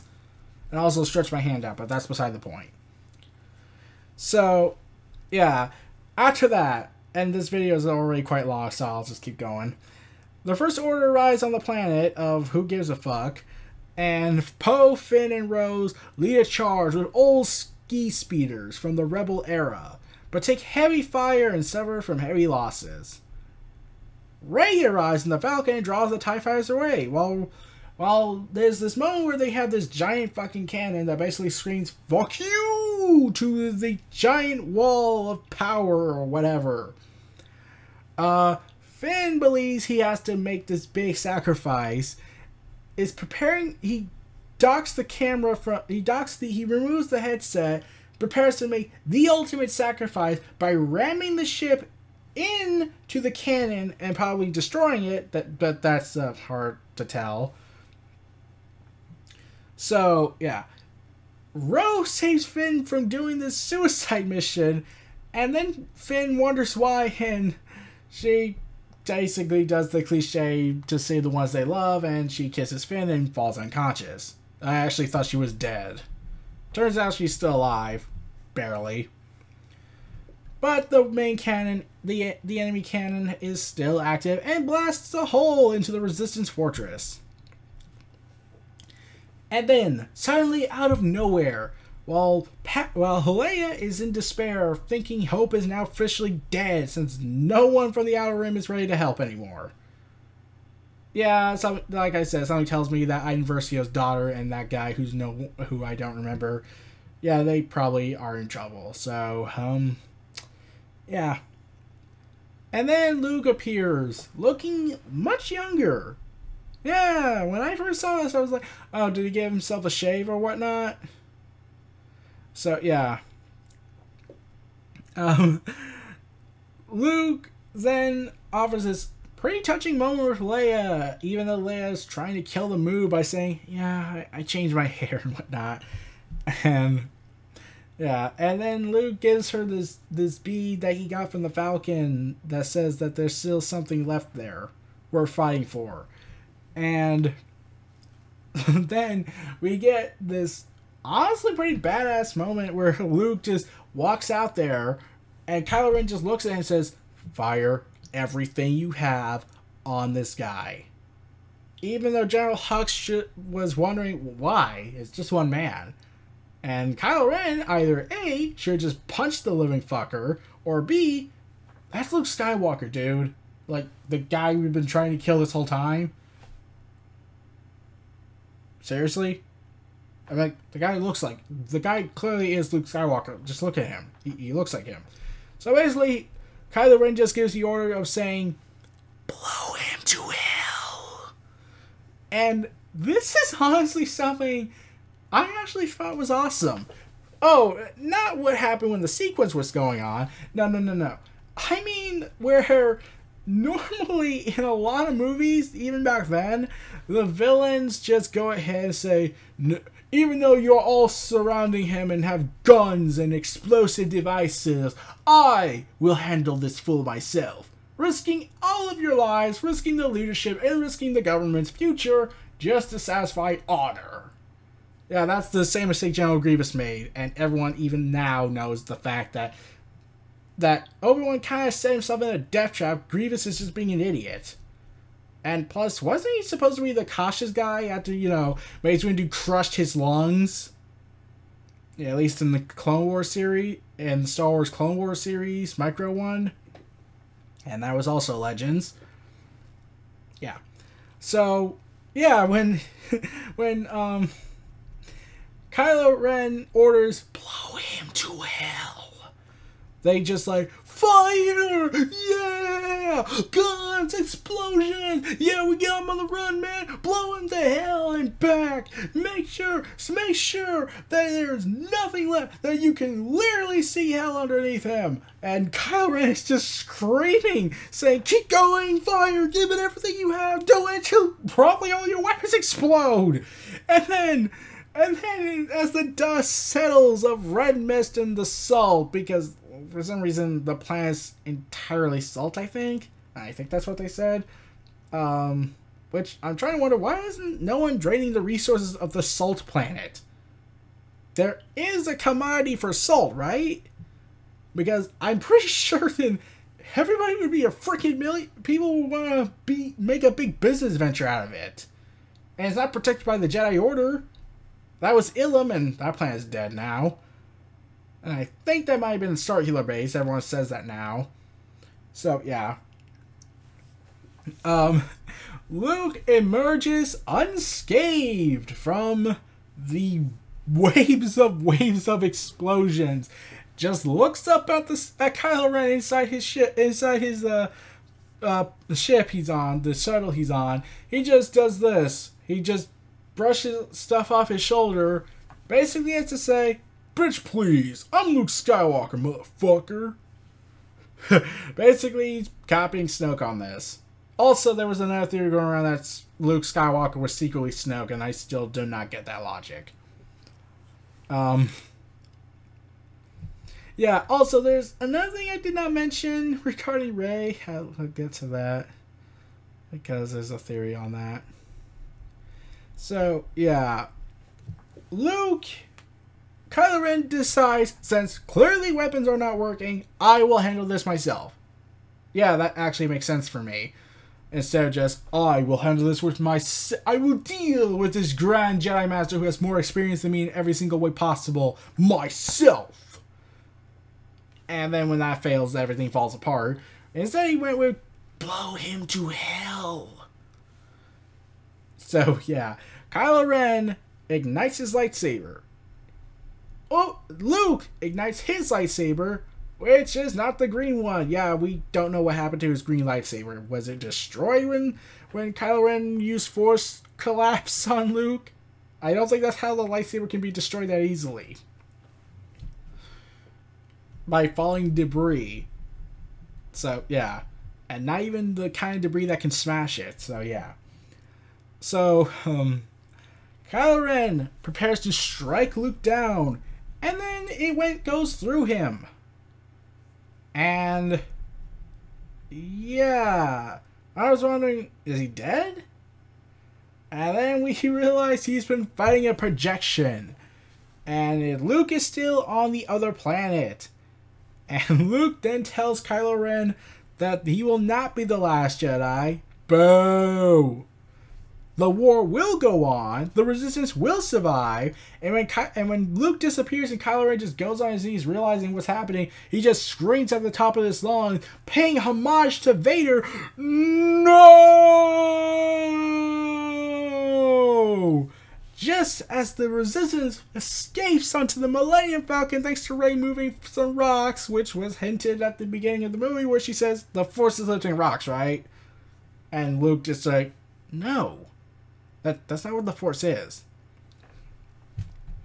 So, yeah, Luke was never there. And then Luke looks like he's in pain. And then we see the binary sunset, the famous scene from episode 4. Luke looks at it as Rey, Leia, all sense, and Kylo Ren all sense something.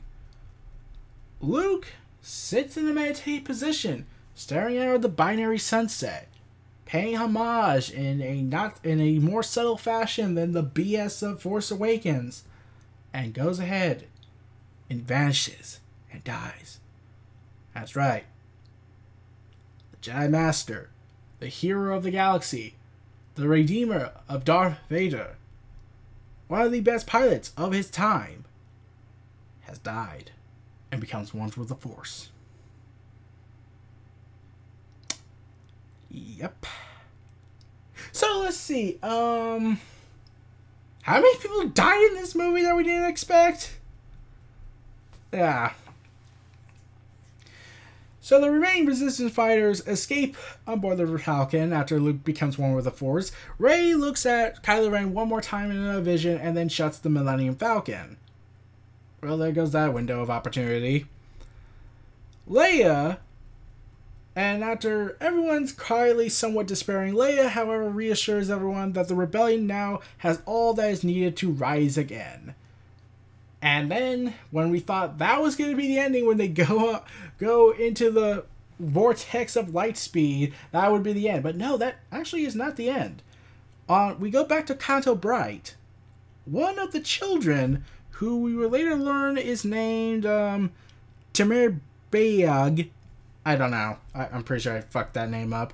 That helped Finn and Rose escape, is playing a Luke Skywalker toy with his friends.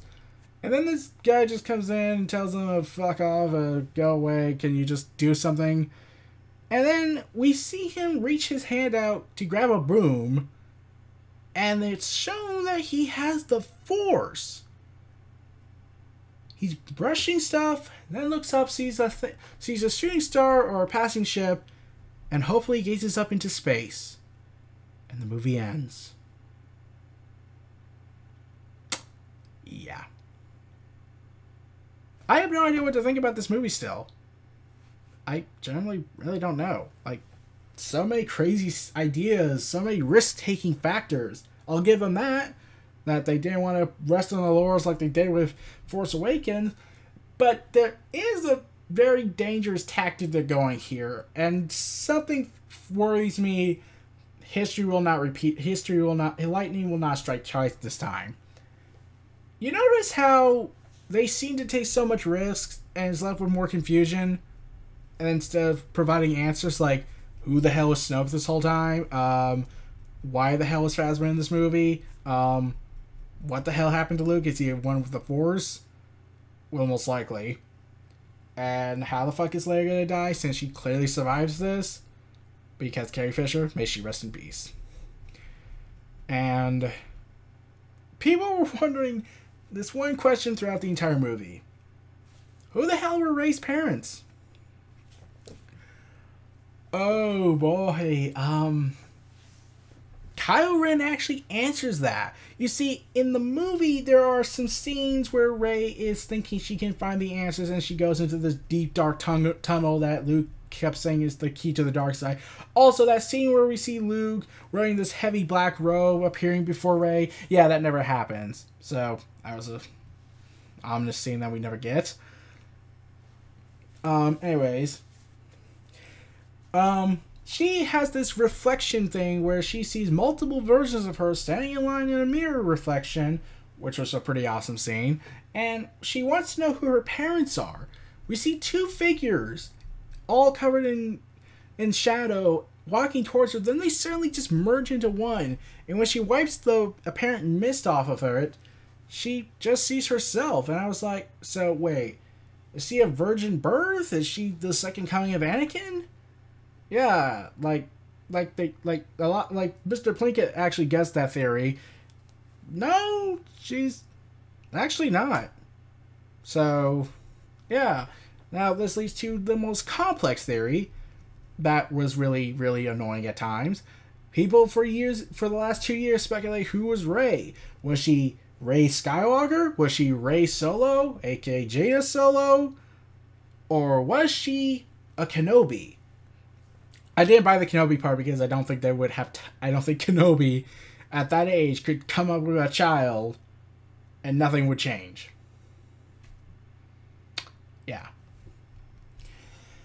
And the Skywalker Solo theory was the most palpable, but yeah, Luke says he doesn't even know who she is, and we could just be assuming that he either is lying that he doesn't want her to know who she is, who she really is, because of some reason, or Han and Leia are, but they don't really know her that because they haven't seen her in so many years.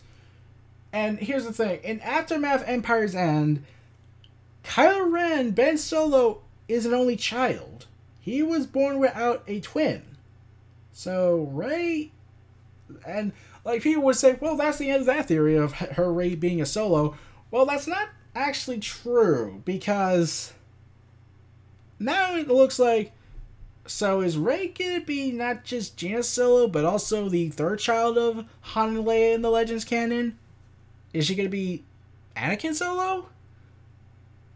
So she's gonna be a mix of Jaina and Anakin Solo? So does that mean she's gonna die at the end of all this? Yeah, and I'm like wondering what the hell's going on that.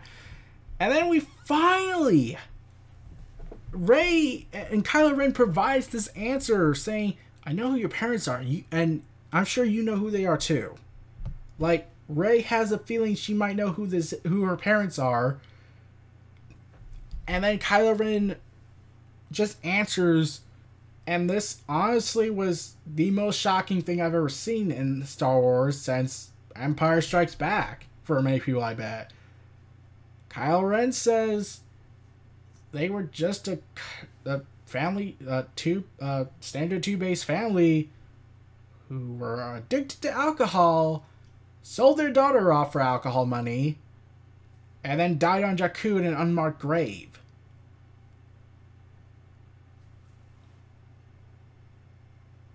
Oh. So Rey's not really a Skywalker? She's not a Skywalker? She's not a Solo? She's none of those. She's not even a Kenobi like people believe. Hell, she's not even the descendant of Palpatine. That was actually a theory. I do not know how that happened. Rey's just a nobody. She's just alone. Now, people are saying that Kylo Ren might have been lying, but the fact that Rey... But here's the thing. Okay.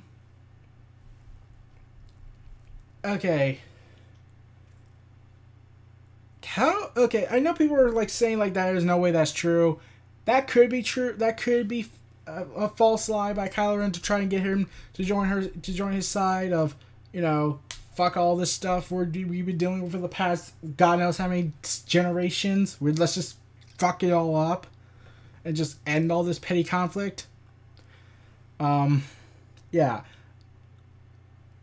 The fact that he knew, but if that's true, he didn't know who the hell this girl was before The Force Awakens, but at the same time, he does seem to have a connection with her, but he doesn't know her before The Force Awakens, as this was implying. Therefore, how would he know she was sent to Jakku? How would he know who her parents were? And he says that he saw through her mind. So Rey had this feeling that her parents just did not give two shits. They just willingly left her to just rot on Jakku. And this is where the midichlorian debate is cut off here. People were saying, wait, but so are they getting rid of midichlorians? Because people were saying that was awesome. Even though I was actually one of the very few people that actually could make a defense argument with that. Like, that would explain why certain people can't use the Force. Like, Han Solo doesn't use the Force. Like, okay, they keep saying the Force is this godly energy. Here's the thing. The midichlorians, I must stress, are not the freaking Force. They're just a bridge that connects people to the Force. The midichlorians connect with the Force to talk to it, that therefore send messages into the human body. I'm just guessing on that part, to basically let a person know that they can use the Force or something like that. That's how I always saw it. There was the people, there was the Force, and the midichlorians were basically the bridge connecting them. You take that bridge out of this, how do you connect them? And if you go with the theory that they could just always be connected with the Force, then why are a bunch of characters not using the Force? Why isn't Tarkin using the Force? Why do people not believe the Force is real if the midichlorian thing doesn't happen? So this leads to a very complicated issue. And people were like saying, like, wait, if her parents were a bunch of nobodies, then how does Rey have the Force? Well, that's just it. Because Rey is not born from a Jedi or a Sith, therefore she wouldn't have enough midichlorians in her to get the Force. That's not true. Like, at all. Like, the Jedi's religion does not approve, the old Jedi Order's religion never approved of having family dynasties of Force wielders. For some reason. They always try to keep things out of it. So that leads to lesser genetic transfer, hereditary stuff. So basically I think midichlorians are like cells. They form up and like eventually, if there was enough, like they really would need to explain this, to like build that bridge to connect them. But here's the thing: even if you had a mother or a father or an alien or whatever that used the Force, there's a chance that child would not get the Force. Why do I say that? Because, and I'll bring this up, Revan and Bastila Shan, they had a child he couldn't use the Force. He was born from two of the most powerful Jedi of that time in the Legends canon of the Old Republic era. He couldn't use the Force at all. He had no connection with it. And turns out that's actually kind of a rare thing. So Rey could technically do that.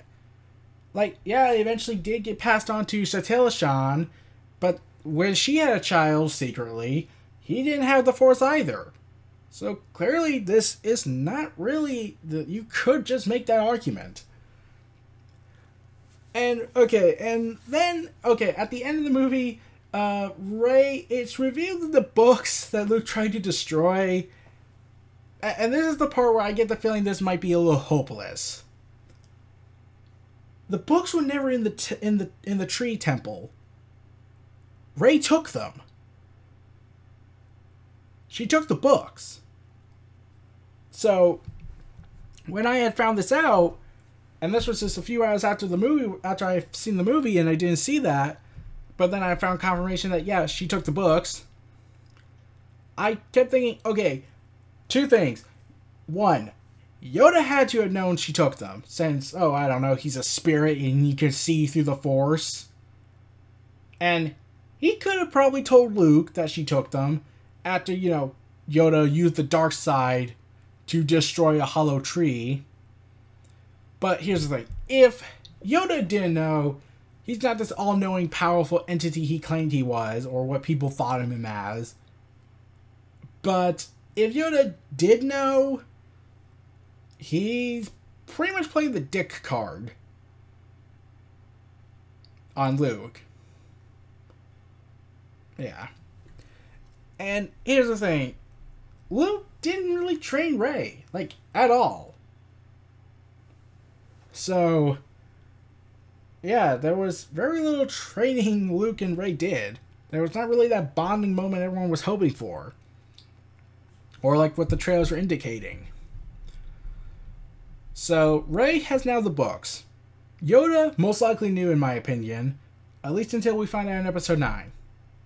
And possible future sequel books, and if they make more sequel trilogy movies.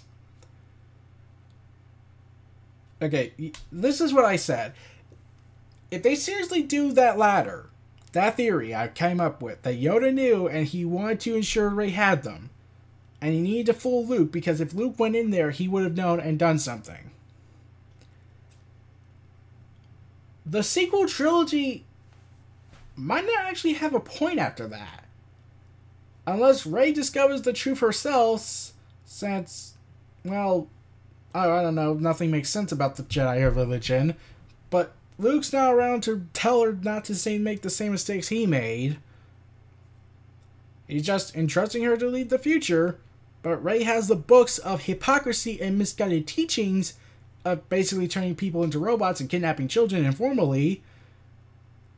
If Episode 9 doesn't do the thing I think it might do, if Episode 9 does do this theory, and I'll be honest, if they do, there could be an easy argument that this cycle of war, of chaos, non-stop burning of the galaxy will never end, even after generational war after generational war and chaos, until the stars burn out and the entire universe is left in natural darkness forever. I'm sad now.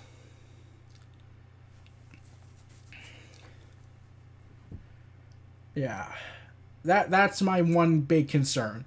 If Rey doesn't learn the truth and tries to fix the Jedi Order herself, the cycle's not going to end.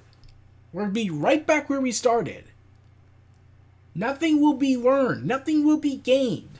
Sir, you build a new republic after you defeat the First Order.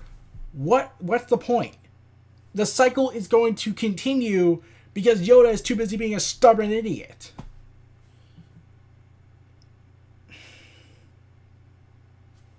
That's kind of one of the reasons why I don't know how to think this movie. And here's the thing. I think that's what Rian Johnson wanted. This is just a theory. There's two other Star Wars movies that you can actually compare with The Last Jedi and the response it's getting from critics and from public opinion. I think it's trying to be The Empire Strikes Back, but could dangerously go to Phantom Menacing. But here's the thing. Here's the thing. There's a little similarities of both. Empire Strikes Back, there was no expanded material. It was just New Hope, Empire Strikes Back. No Return of the Jedi yet. You left for all this wonder and mysticism and strangeness, and all these cliffhangers are left, and you had to wait 3 years to get the answers.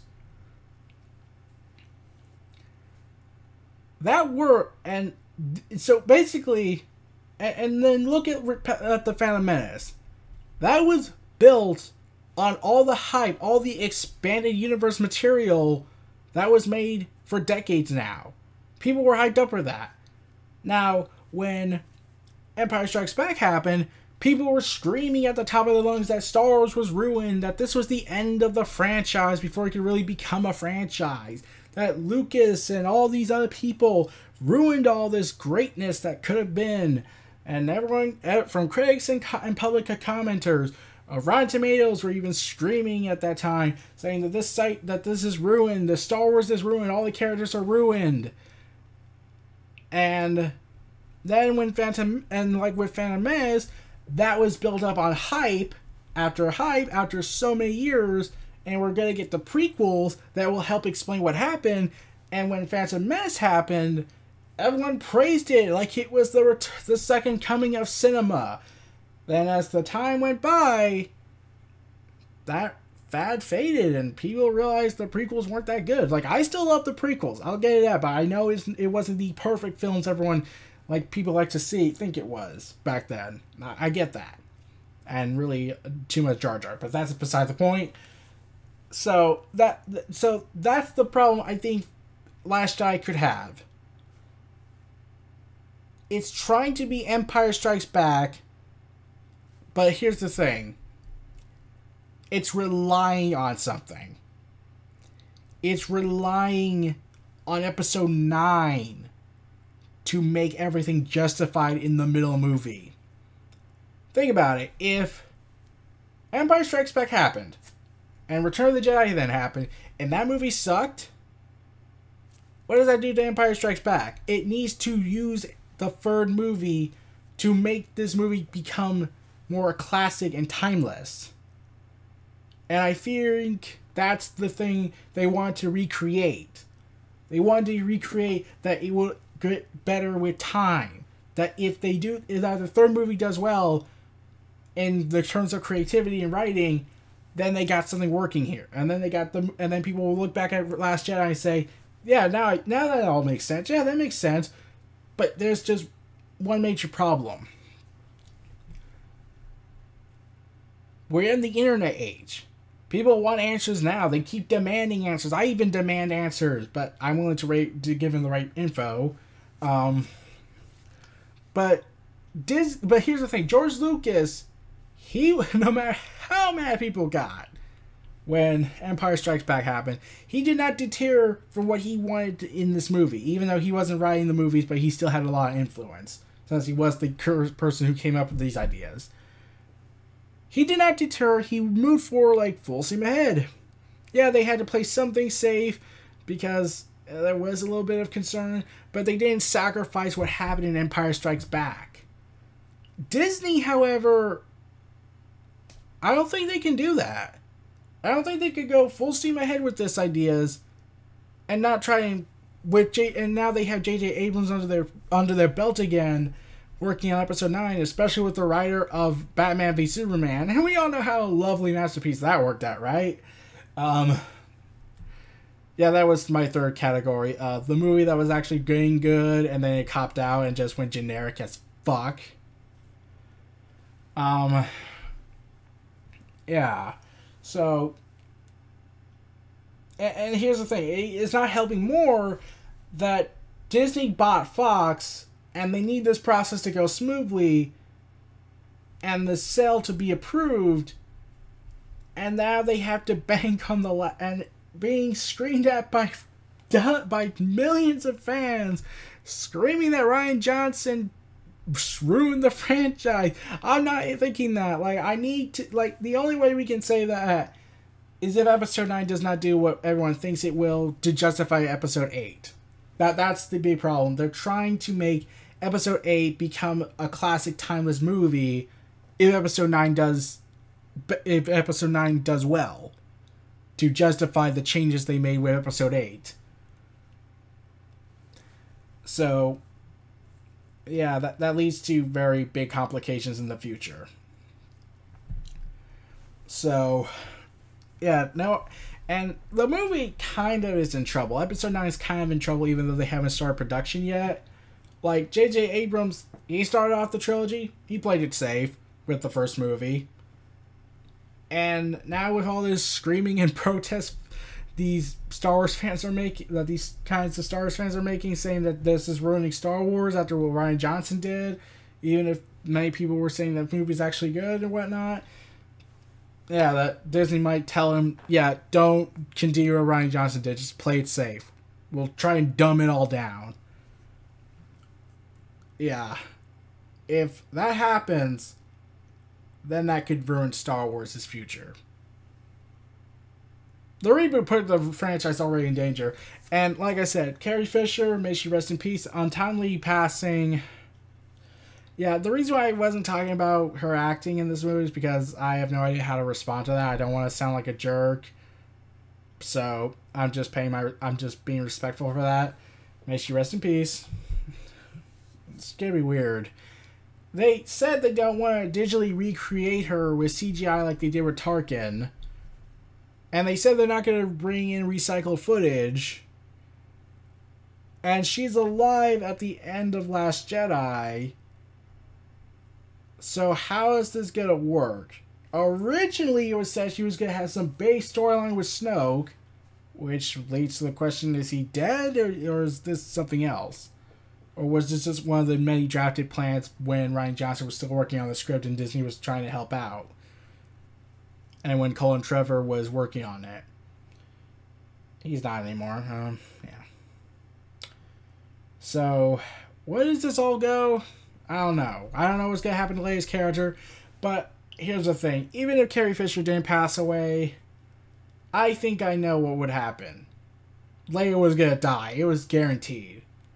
Because there was a pattern. I started noticing something. The three characters, Han, Luke, and Leia.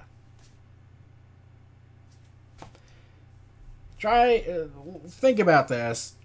Who was the first of those three we saw in Star Wars? The first ever Star Wars movie. We saw Leia.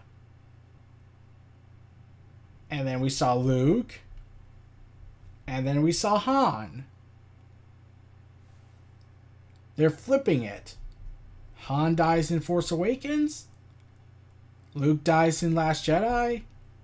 Leia's gonna die in Episode 9. But we couldn't be for certain when Carrie Fisher was still around. We assumed that Luke wasn't gonna die, but Han was guaranteed to die because Harrison Ford wanted out. But now that knowing this weirdness going on, yeah, it looks more like this might have always been a plan. Kill off Han, kill off Luke, kill off Leia. Kill off the big three. And the successors are Finn, Rey, and Poe Dameron. Yeah. So, like I said, Episode 9, like I said, I get the feeling that if Episode 9 doesn't do well to help with the stuff that happened in Episode 8, then Episode 8 might become pointless to people, and that rating will go down for Rotten Tomatoes. So, yeah, this movie's taking a dangerous risk with going straight forward and saying Episode 9 has to be the thing that makes everything that happened in this movie justified. So, yeah, I can't give my ultimate opinion, like what did I ultimately think of this movie, than my immense, unfathomable hatred for Yoda, or at least Disney's Yoda. So, yeah, like I said, a lot of stuff was actually awesome. Like the visuals, the angles, the camera work, the acting was awesome. But the story, that's kind of depending on episode's 9's success. So we'll have to wait 2 years to actually get a final consolidated opinion from a vast majority of Star Wars fans. Because if episode 9 doesn't work, then that affects episode 8. Yeah. So that's... And I've been talking for over 2 hours. That's a record for me. So, yeah, Han Solo comes out next year in May. That movie might be dead on arrival with all the reshoots and rewrites that had to happen. And now the damage control that's going on. And directorial changes. And also, they're going to compete with Infinity War. They're screwed after that. So, yeah, 2019, episode 9 better not fail this time. If it fails, I think the sequel trilogy might be forever remembered as horrible to people, to those extremist fans. So, ultimately, episode 8's success for timelessness and having a legacy like this really has to depend on episode 9's success. So, yeah, I'll give Luke credit to this. It didn't go down the way we thought it would. So, well, I guess that's it for me. These were my thoughts on Star Wars Episode 8, The Last Jedi. This was Neo Reality Entertainment. If you like, comment, subscribe, and donate. And stay tuned for more.